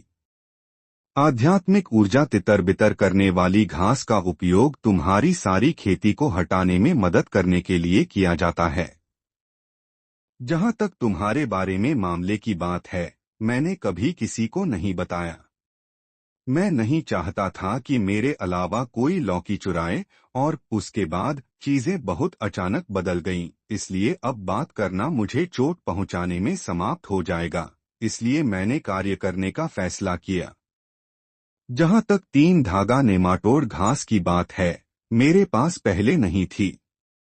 मैंने इसे पिछले साल जब मैं पहाड़ से बाहर गया था, तो एक अन्य कृषक से प्राप्त किया। उस कृषक ने कहा कि अगर इसका उपयोग नींव निर्माण के नीचे एक कृषक पर किया जाता है, तो इसकी 90% सफलता दर है। मैं मूल रूप से इसे लुन यूंजी पर इस्तेमाल करना चाहता था, उससे कुछ गोलियां निकालने के लिए। वांग लिन क्रोधित हो गया और व्यंग्य किया, क्या तुम्हें नहीं डर था कि मैं पता लगा लूंगा? तुम्हारे पास जो रहस्य है, उसे ढूंढने के लिए मैं बहुत ज्यादा चीजों के बारे में चिंता नहीं कर सकता। मैं पहले ही बूढ़ा हो चुका हूँ। अगर मैं सुधार नहीं करता, तो मैं अपने जीवन काल में कभी भी नींव निर्माण तक नहीं पहुंच पाऊंगा। वास्तव में मुझे पक्का नहीं था कि तुम आज वापस आओगे, इसलिए मैंने जुए का फैसला किया और यह चाय तैयार की। अगर तुम वापस आते तो मैं तुम्हें चाय पेश करता, और अगर तुम नहीं आते तो मैं मान लेता कि तुम संप्रदाय प्रमुख के साथ होगे और ज्यादातर समय पीछे के पहाड़ में रहोगे, इसलिए मुझे कार्य करने का दूसरा मौका नहीं मिलता। वांग लिन की आंखों में एक ठंडी रोशनी चमक गई। उसने ठंडे से पूछा, इससे पहले तुमने कहा था कि संप्रदाय प्रमुख तुम्हें ढूंढ रहे थे, क्या यह सच है? नहीं। जिस क्षण सन दाजू का शब्द बाहर आया, वांग लिन की आंखें चमक उठीं और उसने अपना हाथ सन दाजू के सिर पर दे मारा। सन दाजू के छिद्रों से खून निकलना शुरू हो गया और वह जमीन पर गिर गया। वांग लिन ने सन दाजू के शरीर को घूरकर देखा। उसने एक अवर्णनीय भावना महसूस की। यह पहला मौका था जब उसने किसी को मारा था, और वह उसका शिक्षक था। लंबे समय तक विचार करने के बाद वांग लिन ने सन दाजू के शरीर को दूर रखा। वह एक नीरस भाव के साथ हेंग यू संप्रदाय से बाहर निकल गया, जब तक कि वह एक पहाड़ पर नहीं पहुंचा, फिर शरीर को नीचे फेंक दिया।